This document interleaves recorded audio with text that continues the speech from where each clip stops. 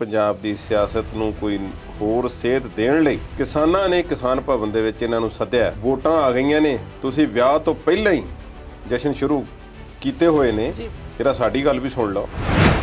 ਪੱਗ ਦਾ ਅੰਦਾਜ਼, ਗਲੇ 'ਚ ਰੁਮਾਲ, ਸਲਵਾਰ ਕਮੀਜ਼ ਪਾ ਕੇ ਜਿਹੜੀਆਂ ਗੱਲਾਂ ਉਹਨਾਂ ਨੇ ਕੀਤੀਆਂ, ਗੱਲਾਂ ਤੇ ਠੀਕ ਹੈ। ਸਿਰਫ ਉਹਨਾਂ ਨੇ ਲੱਗਦਾ ਇਸ ਕਰਕੇ ਗੱਲਾਂ ਕੀਤੀਆਂ ਨੇ ਕਿ ਕਿਸਾਨਾਂ ਨਾਲ ਕੱਲ੍ਹ ਨੂੰ ਮੀਟਿੰਗਾਂ ਜਾਣਾ ਹੈ ਤੇ ਉਸ ਤੋਂ ਪਹਿਲਾਂ ਥੋੜਾ ਜਿਹਾ ਮੁੱਢ ਬੰਨ ਲਿਆ ਜਾਵੇ। ਕਿਹੜਾ ਮੂੰਹ ਲੈ ਕੇ ਜਾਣਾ? ਅਕਾਲੀ ਦਲ ਵਾਲੇ ਕਹਿੰਦੇ ਨੇ ਕਿ ਬਾਘਾ ਪੁਰਾਣਾ ਰੈਲੀ ਦੇ ਵਿੱਚ ਤੇ ਮੋਗਾ ਰੈਲੀ ਦੇ ਵਿੱਚ ਸਾਡੇ ਖੱਪ ਪਈ ਹੈ। ਅਸੀਂ ਉਹਨਾਂ ਨੂੰ ਪਛਾਣ ਲਿਆ। 10 ਸਾਲ ਸਰਕਾਰ ਰਹੀ ਹੈ ਅਕਾਲੀ ਦਲ ਦੀ। 10 ਸਾਲਾਂ ਦੇ ਵਿੱਚ ਗੁਰੂ ਗ੍ਰੰਥ ਸਾਹਿਬ ਦੇ ਸਰੂਪ ਚੋਰੀ ਹੁੰਦੇ ਨੇ, ਮੋਰਚਾ ਲੱਗਦਾ ਹੈ ਤੇ ਗੋਲੀ ਚਲਾਉਣ ਤੋਂ ਬਾਅਦ ਕੇਸ ਦਰਜ ਹੁੰਦਾ ਹੈ ਅਣਪਛਾਤੇ ਪੁਲਿਸ ਮੁਲਾਜ਼ਮਾਂ ਤੇ। ਸਭ ਕੁਝ ਤੁਹਾਡੇ ਕੋਲ ਹੈ। ਉਦੋਂ ਤੁਹਾਨੂੰ ਕਿਸੇ ਨੂੰ ਇਹ ਨਹੀਂ ਪਤਾ ਲੱਗਾ ਕਿ ਇਹ ਹੁਣ ਸੂਚੀਆਂ ਕਿੱਥੋਂ ਆ ਗਈਆਂ। ਇਹ ਬੇਰੁਜ਼ਗਾਰੀ ਦਰ ਜਿਹੜੀ ਹੈ ਉਹ 2.5% ਨਾਲ ਵਧੀ ਹੈ ਪਿਛਲੇ 6 ਮਹੀਨਿਆਂ 'ਚ। ਰੋਜ਼ਗਾਰ ਕੋਈ ਨਹੀਂ। ਜਿਹੜਾ ਰੋਜ਼ਗਾਰ ਹੈ ਵੀ ਸਾਨੂੰ ਲੱਗਦਾ ਵੀ ਇਹ ਰੋਜ਼ਗਾਰ ਹੈ, ਉਹ ਅਸਲੋਂ ਰੋਜ਼ਗਾਰ ਨਹੀਂ। ਬ੍ਰਿਕਸ ਹੈ, ਬ੍ਰਾਜ਼ੀਲ, ਰਸ਼ੀਆ, ਇੰਡੀਆ, ਚਾਈਨਾ ਤੇ ਸਾਊਥ ਅਫਰੀਕਾ। BRICS ਬ੍ਰਿਕਸ, ਇਹ ਇੰਨੇ ਦੇਸ਼ਾਂ ਦਾ ਸਮੂਹ ਹੈ। ਇੰਨੇ ਦੇਸ਼ਾਂ ਨੇ ਇਹ ਜਿਹੜੀ ਕੱਲ ਇੱਕ ਵਾਰਤਾ ਸੰਮੇਲਨ ਕੀਤਾ ਹੈ, ਨਰਿੰਦਰ ਮੋਦੀ ਨੇ ਇਸ ਵਿੱਚ ਹਿੱਸਾ ਲਿਆ। ਉਹਨਾਂ ਨੇ ਜ਼ਿਆਦਾ ਡਿਸਕਸ਼ਨ ਜਿਹੜੀ ਕੀਤੀ ਹੈ ਉਹ ਅਫਗਾਨਿਸਤਾਨ ਤੇ ਕੀਤੀ। ਉਹਨਾਂ ਪੱਤਰਕਾਰਾਂ ਦੀਆਂ ਤਸਵੀਰਾਂ ਸਾਹਮਣੇ ਆ ਗਈਆਂ। ਜੇ ਤਾਲਿਬਾਨ ਆਪਣੇ ਪਹਿਲੇ ਰੂਪ ਦੇ ਵਿੱਚ ਆ ਜਾਂਦਾ ਤੇ ਇਹ ਤਸਵੀਰਾਂ ਵੀ ਨਹੀਂ ਆਉਣ। ਉੱਪਰਲੀਆਂ 1300 ਯੂਨੀਵਰਸਿਟੀਆਂ ਦੇ ਵਿੱਚੋਂ ਭਾਰਤ ਦੀਆਂ ਕੇਵਲ 35 ਯੂਨੀਵਰਸਿਟੀਆਂ ਆਈਆਂ ਸੀ। ਉੱਪਰਲੇ 100 ਦੇ ਵਿੱਚ ਭਾਰਤ ਦੀ ਇੱਕ ਵੀ ਯੂਨੀਵਰਸਿਟੀ ਨਹੀਂ ਸੀ।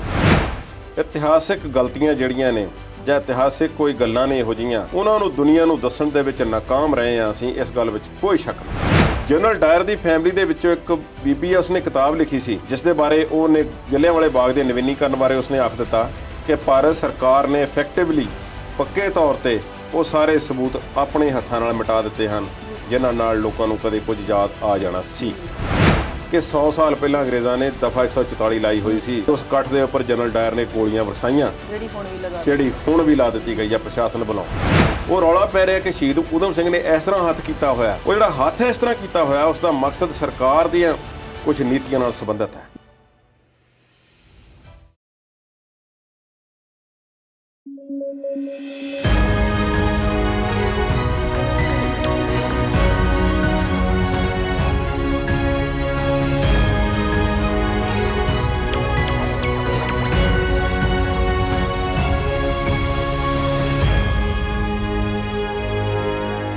ਸਤਿ ਸ਼੍ਰੀ ਅਕਾਲ। ਤੁਸੀਂ ਦੇਖ ਰਹੇ ਹੋ ਪੰਜਾਬੀ ਨੈਸ਼ਨਲ ਟੀਵੀ ਤੇ ਖਾਸ ਮੁੱਦਿਆਂ ਤੇ ਚਰਚਾ ਕਰਨ ਵਾਲਾ ਪ੍ਰੋਗਰਾਮ ਵਿਚਾਰ ਚਰਚਾ ਲੈ ਕੇ ਇੱਕ ਵਾਰ ਫਿਰ ਤੋਂ ਹਾਜ਼ਰ ਹੋ ਗਏ ਹਾਂ।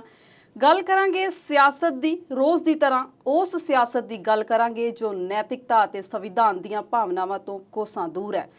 ਸ਼ਹੀਦਾਂ ਦੇ ਖੂਨ ਨਾਲ ਸਿੰਜੇ ਹੋਏ ਜਲ੍ਹਿਆਂਵਾਲੇ ਬਾਗ ਦੀ ਵੀ ਗੱਲ ਕਰਾਂਗੇ, ਜਿਹਦਾ ਵਿਵਾਦ ਲਗਾਤਾਰ ਵੱਧ ਰਿਹਾ ਹੈ।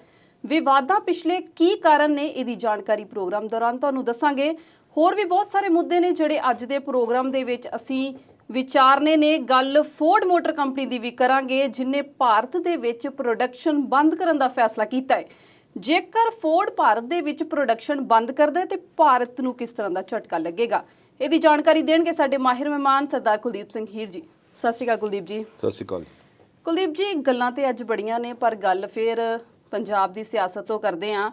ਸਿੱਧੂ ਸਾਹਿਬ ਨੇ ਕੁਝ ਟਵੀਟ ਕੀਤੇ ਨੇ, ਵਿਵਾਦਾਂ ਨੂੰ ਜੱਫਾ ਮਾਰਿਆ, ਵਿਰੋਧੀਆਂ ਨੂੰ ਘੇਰਿਆ, ਜਾਂ ਉੱਪਰਲਿਆਂ ਨੂੰ ਕੁਝ ਸੁਣਾ ਰਹੇ ਨੇ? ਥੋੜੇ ਲਫ਼ਜ਼ਾਂ ਦੇ ਵਿੱਚ ਮੈਂ ਇਹ ਕਹਾਂ ਕਿ ਖਾਨਾ ਪੂਰਤੀ ਕੀਤੀ ਹੈ ਜੀ। ਅੱਜ ਜਦੋਂ ਅਸੀਂ ਪ੍ਰੋਗਰਾਮ ਰਿਕਾਰਡ ਕਰ ਰਹੇ ਹਾਂ ਤੇ ਚੰਡੀਗੜ੍ਹ ਦੇ ਵਿੱਚ ਕਿਸਾਨਾਂ ਦੇ ਨਾਲ ਮੀਟਿੰਗ ਆ ਜੀ। ਹਰ ਪਾਰਟੀ ਦੇ 5-5 ਨੁਮਾਇੰਦੇ ਉੱਥੇ ਗਏ ਹੋਏ ਨੇ ਤੇ ਜਿਹੜੇ ਕਾਂਗਰਸ ਵੱਲੋਂ ਗਏ ਨੇ ਉਹਨਾਂ ਵਿੱਚ ਨਵਜੋਤ ਸਿੰਘ ਸਿੱਧੂ ਵੀ ਸ਼ਾਮਲ ਨੇ, ਹਰਗੜ ਸਿੰਘ ਵੀ ਨੇ। ਕਿਸਾਨ ਭਵਨ ਦੇ ਵਿੱਚ ਇਹ ਮੀਟਿੰਗ ਹੋ ਰਹੀ ਹੈ। ਕਿਸਾਨਾਂ ਦੇ ਮੁੱਦਿਆਂ ਪ੍ਰਤੀ ਪੰਜਾਬ ਦੀ ਸਿਆਸਤ ਨੂੰ ਕੋਈ ਹੋਰ ਸੇਧ ਦੇਣ ਲਈ ਜੀ ਕਿਸਾਨਾਂ ਨੇ ਕਿਸਾਨ ਭਵਨ ਦੇ ਵਿੱਚ ਇਹਨਾਂ ਨੂੰ ਸੱਦਿਆ ਕਿ ਭਾਈ ਤੁਹਾਡੀਆਂ ਰੈਲੀਆਂ ਤੇ ਤੁਹਾਡਾ ਸਾਰਿਆਂ ਦਾ ਵਿਰੋਧ ਹੋ ਰਿਹਾ ਹੈ। ਵੋਟਾਂ ਆ ਗਈਆਂ ਨੇ, ਤੁਸੀਂ ਵਿਆਹ ਤੋਂ ਪਹਿਲਾਂ ਹੀ ਜਸ਼ਨ ਸ਼ੁਰੂ ਕੀਤੇ ਹੋਏ ਨੇ। ਜਿਹੜਾ ਸਾਡੀ ਗੱਲ ਵੀ ਸੁਣ ਲਓ। ਮੁੱਦੇ ਅਜੇ ਬਹੁਤ ਖਲੋਤੇ ਨੇ, ਪਹਿਲਾਂ ਉਹਨਾਂ ਦੀ ਗੱਲ ਕਰਦੇ ਹਾਂ ਜੀ।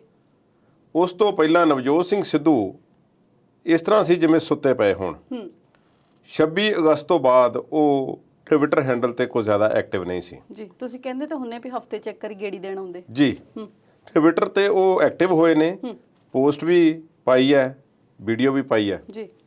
ਗੱਲਾਂ ਬਾਤਾਂ ਉਹੀ, ਪੱਗ ਦਾ ਅੰਦਾਜ਼, ਗਲੇ 'ਚ ਰੁਮਾਲ ਤੇ ਸਲਵਾਰ ਕਮੀਜ਼ ਪਾ ਕੇ ਜਿਹੜੀਆਂ ਗੱਲਾਂ ਉਹਨਾਂ ਨੇ ਕੀਤੀਆਂ, ਗੱਲਾਂ ਤੇ ਠੀਕ ਹੈ, ਪਰ ਹੁਣ ਦੇ ਸੰਦਰਭ ਦੇ ਵਿੱਚ ਸਿਰਫ ਉਹਨਾਂ ਨੇ ਲੱਗਦਾ ਇਸ ਕਰਕੇ ਗੱਲਾਂ ਕੀਤੀਆਂ ਨੇ ਕਿ ਕਿਸਾਨਾਂ ਨਾਲ ਕੱਲ੍ਹ ਨੂੰ ਮੀਟਿੰਗਾਂ ਜਾਣਾ ਹੈ ਤੇ ਉਸ ਤੋਂ ਪਹਿਲਾਂ ਥੋੜਾ ਜਿਹਾ ਮੁੱਢ ਬੰਨ ਲਿਆ ਜਾਵੇ। ਕਿਹੜਾ ਮੂੰਹ ਲੈ ਕੇ ਜਾਵਾਂਗੇ ਜੀ।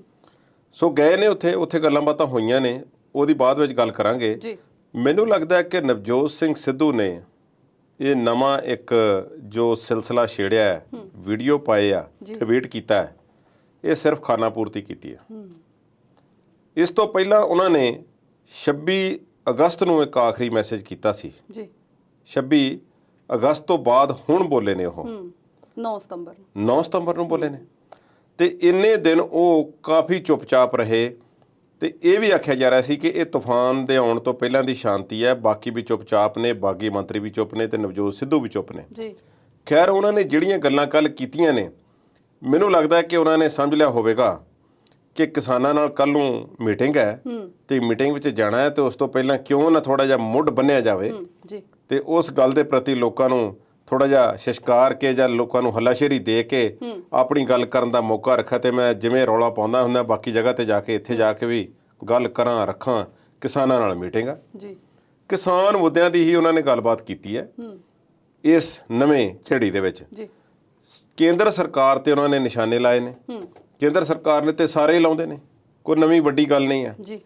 ਪਰ ਨਾਲ ਸੁਖਬੀਰ ਬਾਦਲ ਨੂੰ ਵੀ ਘੇਰਿਆ ਕਿ ਦੇਖੋ ਜੀ, ਖੇਤੀ ਕਾਨੂੰਨਾਂ ਤੋਂ ਪਹਿਲਾਂ, ਬਣਨ ਤੋਂ ਪਹਿਲਾਂ ਜਦੋਂ ਸਰਬ ਪਾਰਟੀ ਦੀ ਬੈਠਕ ਹੋਈ ਸੀ ਤੇ ਉਸ ਦੇ ਵਿੱਚ ਇਹ ਹਰਸਿਮਰਤ ਕੌਰ ਬਾਦਲ ਤੇ ਸਰਦਾਰ ਸੁਖਬੀਰ ਸਿੰਘ ਬਾਦਲ ਮੌਜੂਦ ਸਨ ਤੇ ਇਹ ਕਾਨੂੰਨ ਬਣਾਉਣ ਦੇ ਵਿੱਚ ਸ਼ਾਮਲ ਨੇ, ਹਿੱਸੇਦਾਰ ਨੇ ਤੇ ਹਰ ਕਿਸੇ ਦੇ ਜ਼ਿੰਮੇਵਾਰ ਨੇ ਤੇ ਅੱਜ ਰੈਲੀਆਂ ਕਰਕੇ ਤੇ ਵਿਰੋਧ ਕਰਕੇ ਡਰਾਮਾ ਕਰਨ ਦਾ ਯਤਨ ਕਰ ਰਹੇ ਨੇ ਜੀ। ਠੀਕ ਹੈ, ਇਹ ਗੱਲ ਅਸੀਂ ਕਿੰਨੀ ਵਾਰੀ ਕਰ ਸਕਦੇ ਹਾਂ, ਬਾਰ-ਬਾਰ ਕਰਨੀ ਚੰਗੀ ਜਾਪਦੀ ਨਹੀਂ, ਪਰ ਨਵਜੋਤ ਸਿੰਘ ਸਿੱਧੂ ਇਹਦੇ ਵਿੱਚੋਂ ਸ਼ਾਇਦ ਪੋਲੀਟੀਕਲ ਵੇਟੇਜ ਜਿਹੜੀ ਆ ਹਾਸਲ ਕਰਨ ਦੀ ਕੋਸ਼ਿਸ਼ ਬਾਰ-ਬਾਰ ਕਰਦੇ ਨੇ ਜੀ। ਕੇਜਰੀਵਾਲ ਸਰਕਾਰ ਬਾਰੇ ਵੀ ਕਹਿਤਾ ਕਿ ਦੇਖੋ ਉਹਨਾਂ ਨੇ ਵੀ ਖੇਤੀ ਕਾਨੂੰਨਾਂ ਨੂੰ ਰੱਦ ਨਹੀਂ ਕੀਤਾ ਤੇ ਉਹ ਵੀ ਇੱਕ ਤਰ੍ਹਾਂ ਦੇ ਨਾਲ ਹੀ ਨੇ ਜੀ। ਖੇਤੀ ਕਾਨੂੰਨਾਂ ਪ੍ਰਤੀ ਦਿੱਲੀ ਦੀ ਸਥਿਤੀ ਜਿਹੜੀ ਆ ਬਹੁਤ ਵੱਖਰੀ ਜਿਹੀ ਹੈ।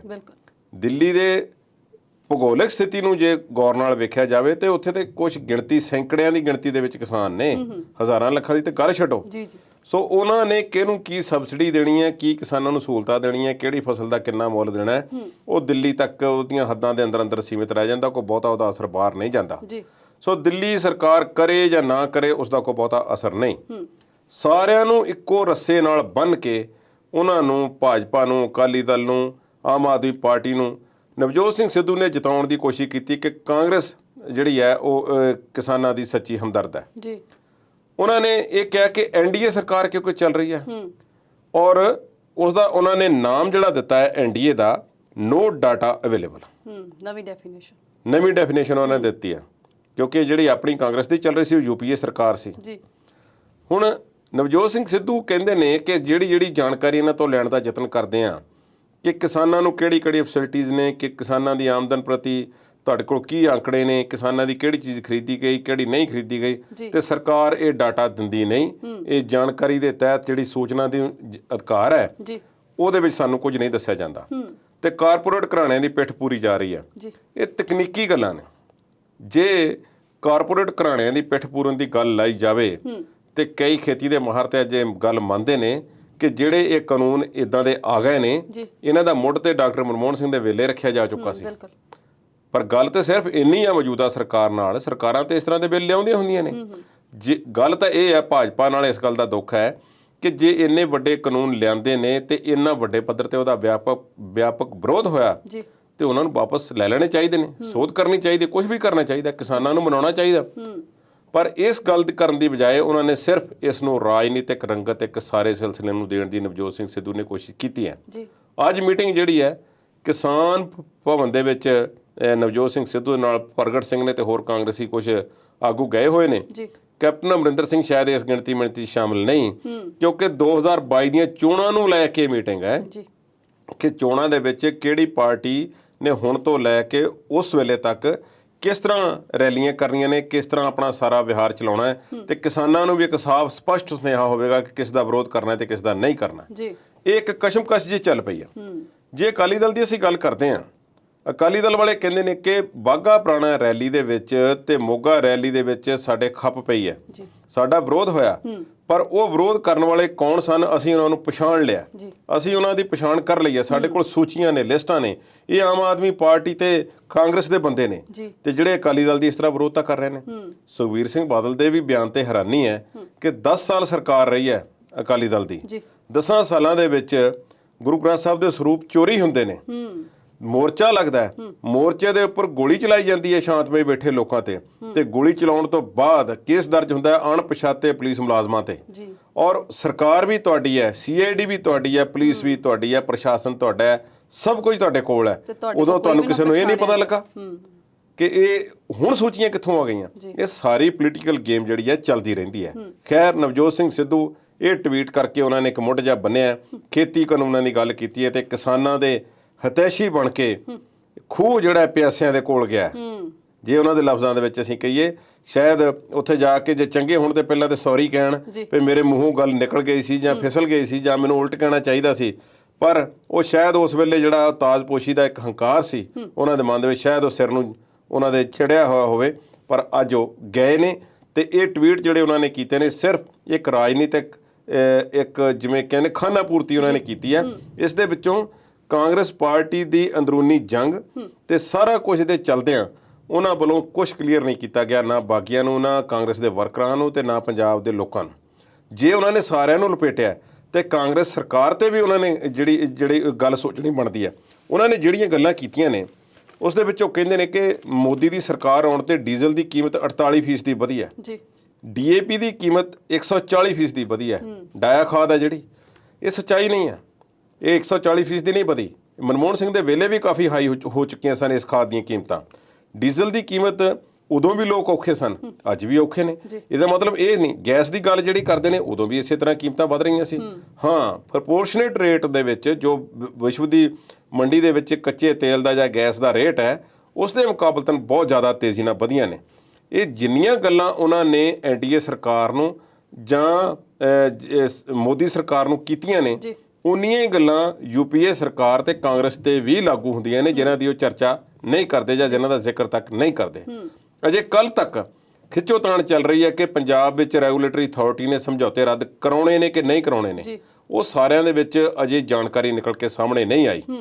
ਜਿਹੜੇ ਰੈਗੂਲੇਟਰੀ ਅਥਾਰਟੀ ਨੇ ਜਿਹੜੀਆਂ ਸ਼ਰਤਾਂ ਦੇ ਤਹਿਤ ਜਿਹੜੇ ਸਮਝੌਤੇ ਕੀਤੇ ਹੋਏ ਨੇ ਉਹਨਾਂ ਵਿੱਚ ਕੀ ਹੈ। ਤੁਸੀਂ NDA ਤੋਂ ਕਹਿ ਰਹੇ ਕਿ ਨੋ ਡਿਸਕਲੋਜ਼ਰ, ਹਾਂਜੀ, ਕਿ ਕੁਝ ਨਹੀਂ, ਕੁਝ ਜਾਣਕਾਰੀ ਨਹੀਂ ਬਾਹਰ ਆਉਣ ਦਿੱਤੀ ਜਾਂਦੀ।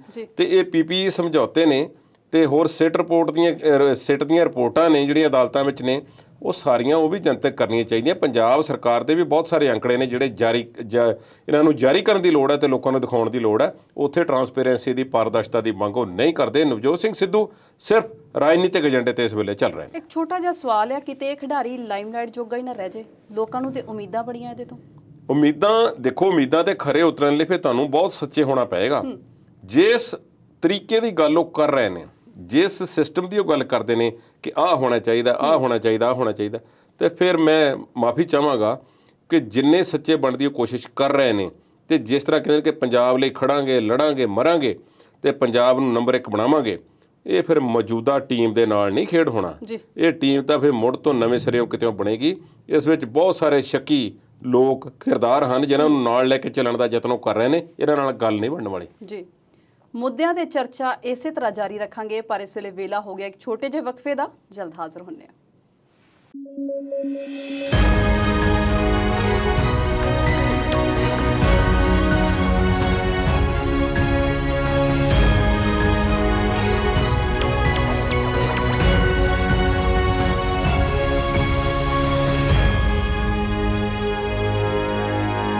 ਬ੍ਰੇਕ ਤੋਂ ਬਾਅਦ ਵਿਚਾਰ ਚਰਚਾ ਦੇਖ ਰਹੇ ਦਰਸ਼ਕਾਂ ਦਾ ਸਵਾਗਤ ਕਰਦੇ ਹਾਂ। ਕੁਲਦੀਪ ਜੀ, ਪੰਜਾਬ ਦੀ ਸਿਆਸਤ ਤੋਂ ਬਾਅਦ ਜੇ ਗੱਲ ਕਰੀਏ ਫੋਰਡ ਮੋਟਰ ਕੰਪਨੀ ਦੀ, ਜਿਹਨੇ ਕਿ ਭਾਰਤ ਦੇ ਵਿੱਚ ਆਪਣੀ ਪ੍ਰੋਡਕਸ਼ਨ ਬੰਦ ਕਰਨ ਦਾ ਫੈਸਲਾ ਕੀਤਾ ਹੈ, ਜੇਕਰ ਉਹ ਭਾਰਤ ਦੇ ਵਿੱਚ ਪ੍ਰੋਡਕਸ਼ਨ ਬੰਦ ਕਰਦੇ ਨੇ ਤੇ ਭਾਰਤ ਨੂੰ ਕਿੱਦਾਂ ਦਾ ਝਟਕਾ ਲੱਗੂਗਾ? ਭਾਰਤ ਨੂੰ ਝਟਕਾ ਕਿੰਨਾ ਲੱਗਣ ਵਾਲਾ ਹੈ, ਪਰ ਇਸ ਦਾ ਅੰਦਾਜ਼ਾ ਤੁਸੀਂ ਅਗਲੀਆਂ ਗੱਲਾਂ ਤੋਂ ਲਾ ਲੈਣਾ। ਪਰ ਓਵਰਆਲ ਸੈਂਟੀਮੈਂਟ ਜਿਹੜਾ ਇੱਕ ਭਾਰਤ ਦੇ ਵਿੱਚ ਨਿਵੇਸ਼ ਕਰਨ ਨੂੰ ਭੱਜੀਆਂ ਹੋਈਆਂ ਸਨ ਸਾਰੀਆਂ ਦੁਨੀਆ ਦੀਆਂ ਮਲਟੀਨੈਸ਼ਨਲ ਕੰਪਨੀਆਂ, ਉਹਨਾਂ ਨੂੰ ਕਿਸ ਤਰ੍ਹਾਂ ਦਾ ਲੱਗੇਗਾ ਇਹ ਵੀ ਸੋਚਣਾ ਬਣਦਾ ਹੈ। ਭਾਰਤ ਸਰਕਾਰ ਨੂੰ ਕੀ ਬਹੁਤਾ ਫਰਕ ਪੈਣਾ? ਪਰ ਇਸ ਦੇ ਨਾਲ ਭਾਰਤ ਦੀ ਅਰਥ ਵਿਵਸਥਾ ਤੇ ਇਮੀਡੀਏਟਲੀ ਜੁੜੇ ਹੋਏ ਲੋਕਾਂ ਦੇ ਕੀ ਫਰਕ ਪਏਗਾ। ਇੱਕ ਤੇ ਮੈਂ ਅੱਜ ਆંકੜੇ ਦੇਖ ਰਿਹਾ ਸੀ ਕਿ ਬੇਰੁਜ਼ਗਾਰੀ ਦਰ ਜਿਹੜੀ ਹੈ ਉਹ 2.5% ਨਾਲ ਵਧੀ ਹੈ ਪਿਛਲੇ 6 ਮਹੀਨਿਆਂ 'ਚ। ਜੀ ਬੇਰੁਜ਼ਗਾਰੀ ਸਿਖਰ ਤੇ ਹੈ, ਬਿਲਕੁਲ। ਰੋਜ਼ਗਾਰ ਕੋਈ ਨਹੀਂ ਹੈ। ਜਿਹੜਾ ਰੋਜ਼ਗਾਰ ਹੈ ਵੀ ਸਾਨੂੰ ਲੱਗਦਾ ਵੀ ਇਹ ਰੋਜ਼ਗਾਰ ਹੈ, ਉਹ ਅਸਲੋਂ ਰੋਜ਼ਗਾਰ ਨਹੀਂ। ਜੀ ਉਹ ਜਿਵੇਂ ਇੱਕ ਵੱਡੀਆਂ ਵੱਡੀਆਂ ਕੰਪਨੀਆਂ ਦੇ ਵਿੱਚ ਤੁਸੀਂ ਯੰਗ ਨੌਜਵਾਨ ਲੜਕੇ ਲੜਕੀਆਂ ਨੂੰ ਤੁਸੀਂ ਦੇਖਦੇ ਹੋ, ਔਰ ਮੈਂ ਨਾਮ ਨਹੀਂ ਲਵਾਂਗਾ, ਤੇ ਤੁਸੀਂ 2 ਮਹੀਨਿਆਂ ਬਾਅਦ 4 ਮਹੀਨਿਆਂ ਬਾਅਦ ਉੱਥੇ ਜਾਂਦੇ ਹੋ ਤੇ ਉਹ ਨਵੇਂ ਚਿਹਰੇ ਹੁੰਦੇ ਨੇ। ਜੀ ਉਹਨਾਂ ਦੇ ਬੈਸਟ ਈਅਰ ਜਿਹੜੇ ਕੰਮ ਕਰਦੇ ਹੁੰਦੇ ਨੇ ਉਸ ਸਮੇਂ ਵਿੱਚ ਉਹਨਾਂ ਨੂੰ ਵਰਤ ਕੇ ਫਿਰ ਅੱਗੇ ਭੇਜ ਦਿੱਤਾ ਜਾਂਦਾ ਜਾਂ ਨਿਕਲ ਜਾਂਦੇ ਨੇ। ਬਿਲਕੁਲ। ਚਲੋ ਇਹ ਸਿਲਸਿਲਾ ਚੱਲਦਾ, ਪਰ ਭਾਰਤ ਵਿੱਚ ਰੋਜ਼ਗਾਰ ਦੇ ਨਾਂ ਤੇ ਬਹੁਤ ਓਹਲੇ ਨੇ। ਜੇ ਕਿਤੇ ਛੋਟਾ ਮੋਟਾ ਕੋਈ ਮਿਲ ਜਾਂਦਾ ਰੋਜ਼ਗਾਰ ਤੇ ਸਰਕਾਰ ਕਹਿੰਦੀ ਕਿ ਦੇਖੋ ਜੀ ਅਸੀਂ ਰੋਜ਼ਗਾਰ ਲੈ ਕੇ ਦਿੱਤਾ, ਜੀ ਜਦ ਕਿ ਅਸਲ ਵਿੱਚ ਕੋਈ ਗਰੰਟੀ ਜਾਂ ਕੋਈ ਸਿਕਿਉਰਿਟੀ ਜਾਂ ਲਾਈਫ ਦਾ ਕੋਈ ਅਗਾਂਹ ਵਾਸਤੇ ਕੋਈ ਭਵਿੱਖ ਦੀ ਪਲੈਨਿੰਗ ਉਸ ਦੇ ਵਿੱਚੋਂ ਨਜ਼ਰ ਨਹੀਂ ਆਉਂਦੀ। ਜੀ ਹੁਣ ਗੱਲ ਕਰਦੇ ਹਾਂ ਫੋਰਡ ਦੀ। ਫੋਰਡ ਦੇ 2 ਪਲਾਂਟ ਆਪਣੇ ਬੰਦ ਕਰਨ ਦਾ ਐਲਾਨ ਕੀਤਾ ਹੈ ਭਾਰਤ ਵਿੱਚ। ਇਸ ਦੇ ਨਾਲ ਕੰਪਨੀ ਦਾ ਬੋਰੀਆ ਬਿਸਤਰਾ ਇੰਡੀਆ ਦੇ ਵਿੱਚੋਂ ਗੋਲ ਹੈ। ਜੀ 1 ਸਾਲ ਦੇ ਵਿੱਚ ਪੂਰਨ ਤੌਰ ਤੇ ਉਹ ਇੱਥੋਂ ਨਿਕਲ ਜਾਣਗੇ। ਉਹਨਾਂ ਕੋਲ ਦੱਸਿਆ ਜਾਂਦਾ ਹੈ ਕਿ ਇਸ ਵੇਲੇ ਕਰੀਬ 1000 ਤੋਂ ਵੱਧ ਗੱਡੀਆਂ ਦਾ ਸਟਾਕ ਹੈ ਜੀ ਤੇ ਸੈਂਕੜੇ ਡੈਮੋ ਕਾਰਾਂ ਨੇ ਜਿਹੜੀਆਂ ਏਜੰਸੀਆਂ 'ਚ ਖੜੀਆਂ ਨੇ, ਡੀਲਰਸ਼ਿਪਾਂ 'ਤੇ ਖੜੀਆਂ ਨੇ। ਉਹ ਉਹਨਾਂ ਨੇ ਕਿਸੇ ਨਾ ਕਿਸੇ ਤਰੀਕੇ ਵੇਚਣੀਆਂ ਨੇ, ਕੱਢਣੀਆਂ ਨੇ। ਆਉਂਦੇ ਸਾਲਾਂ ਤੱਕ ਗਾਹਕਾਂ ਨੂੰ ਵਾਰੰਟੀ ਤੇ ਸਪੇਅਰ ਪਾਰਟ ਦੇਣ ਦਾ ਵਾਅਦਾ ਉਹ ਕਰ ਰਹੇ ਨੇ। ਜੀ ਜੇ ਕਿਸੇ ਨੂੰ ਫੋਰਡ ਦੀ ਗੱਡੀ ਚਾਹੀਦੀ ਹੋਵੇਗੀ ਤਾਂ ਉਸ ਦਾ ਖਾਸ ਮਾਡਲ ਬਾਹਰਲੇ ਦੇਸ਼ਾਂ 'ਚੋਂ ਸਿੱਧੇ ਤੌਰ ਤੇ ਬਣਿਆ ਹੋਇਆ ਮੰਗਵਾ ਕੇ ਦਿੱਤਾ ਜਾਵੇਗਾ। ਹੁਣ ਉਹ ਜਗ੍ਹਾ, ਉਹ ਫੈਕਟਰੀਆਂ ਸੁੰਨਮਸਾਨ ਹੋਣ ਦਾ ਡਰ ਪੈਦਾ ਹੋ ਗਿਆ ਜਿੱਥੇ ਫੋਰਡ ਦੀਆਂ ਗੱਡੀਆਂ ਬਣਿਆ ਕਰਦੀਆਂ ਸਨ ਭਾਰਤ ਵਿੱਚ। ਜੀ ਇਹ ਦੱਸਿਆ ਗਿਆ ਪਹਿਲੀ ਖਬਰ ਦੇ ਵਿੱਚ ਕਿ 5000 ਲੋਕਾਂ ਨੂੰ ਰੋਜ਼ਗਾਰ ਜੋ ਉੱਥੇ ਮਿਲਿਆ ਹੋਇਆ ਸੀ ਫੈਕਟਰੀਆਂ 'ਚ, ਉਹ ਉਹਨਾਂ ਦਾ ਰੋਜ਼ਗਾਰ ਖਤਮ ਹੋ ਸਕਦਾ ਹੈ, ਜੀ ਬਲਕਿ ਖਤਮ ਹੋਵੇਗਾ। ਲੱਗਦਾ ਇਸ ਤਰ੍ਹਾਂ, ਪਰ ਤੁਹਾਨੂੰ ਲੱਗਦਾ ਸਵਲੀਨ ਕਿ ਸਿਰਫ 5000 ਲੋਕਾਂ ਦਾ ਰੋਜ਼ਗਾਰ ਹੈ? ਬਹੁਤ ਸਾਰੇ। ਉਹਨਾਂ ਦੀਆਂ ਡੀਲਰਸ਼ਿਪਸ ਦੇ ਵਿੱਚ ਮਕੈਨਿਕਸ ਤੋਂ ਲੈ ਕੇ ਸੇਲਜ਼ਮੈਨ, ਅਕਾਊਂਟੈਂਟ, ਹੋਰ ਪਤਾ ਨਹੀਂ ਕੌਣ ਕਿੰਨੇ ਡਰਾਈਵਰ ਹੋਣਗੇ, ਮਕੈਨਿਕ, ਸਭ ਕੁਝ ਹੋਵੇਗਾ। 40000 ਲੋਕ ਪ੍ਰਭਾਵਿਤ ਹੋਣ ਜਾ ਰਹੇ ਨੇ ਇਸ ਨਾਲ, ਜਿਨ੍ਹਾਂ ਦੀ ਨੌਕਰੀ ਤੇ ਸਿੱਧਾ ਖਤਰਾ ਪੈਦਾ ਹੋ ਗਿਆ।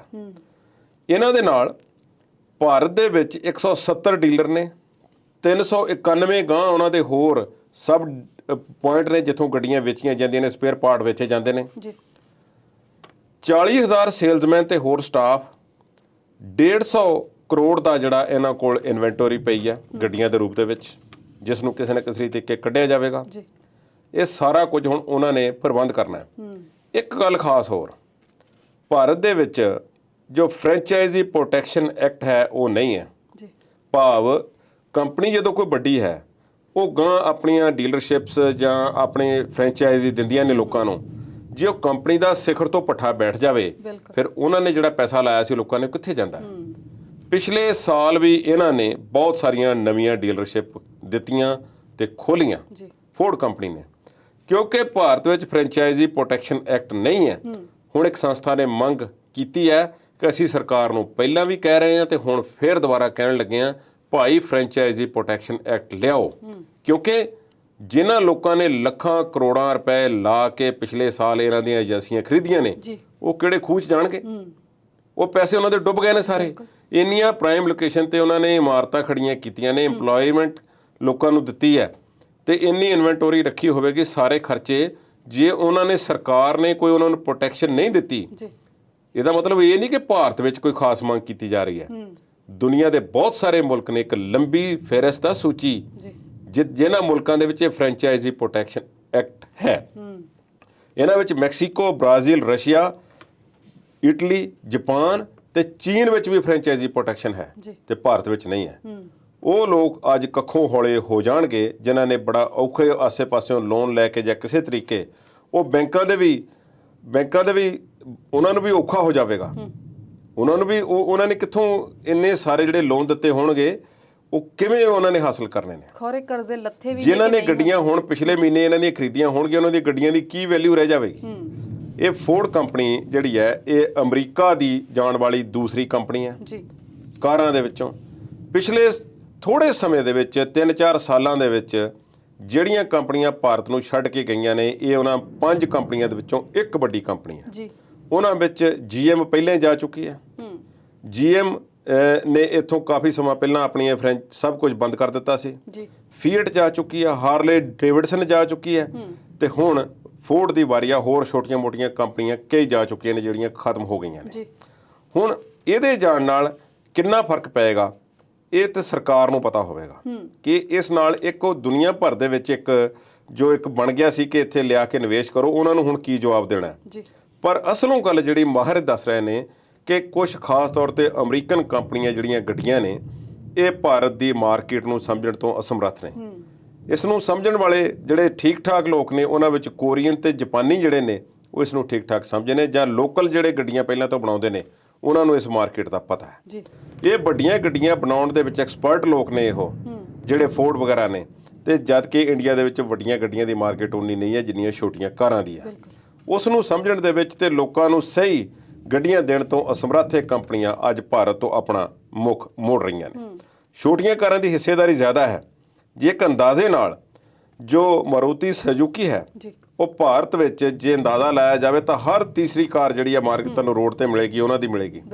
ਇਸ ਤੋਂ ਬਾਅਦ ਹੁੰਡਾਈ ਦਾ ਸ਼ੇਅਰ ਆਉਂਦਾ, ਫਿਰ ਹੋਰ 2-3 ਕੰਪਨੀਆਂ ਨੇ ਜਿਹੜੀਆਂ ਅਜੇ ਚੱਲ ਰਹੀਆਂ ਨੇ। ਪਰ ਫੋਰਡ ਨੇ ਜ਼ੋਰ ਲਗਾ ਕੇ ਵੇਖ ਲਿਆ, ਉਹਨਾਂ ਨੇ ਕਹਿ ਦਿੱਤਾ ਕਿ ਸਾਡਾ ਬਹੁਤ ਵੱਡਾ ਨੁਕਸਾਨ ਹੋ ਰਿਹਾ ਸੀ, ਇਸ ਨੂੰ ਚਾਲੂ ਰੱਖਣਾ ਸਾਡੇ ਬੱਸ ਦੇ ਵਿੱਚ ਨਹੀਂ ਸੀ ਤੇ ਅਸੀਂ ਬੰਦ ਕਰਕੇ ਹੁਣ ਜਾ ਰਹੇ ਹਾਂ। ਸਰਕਾਰ ਕੀ ਕਰੇਗੀ?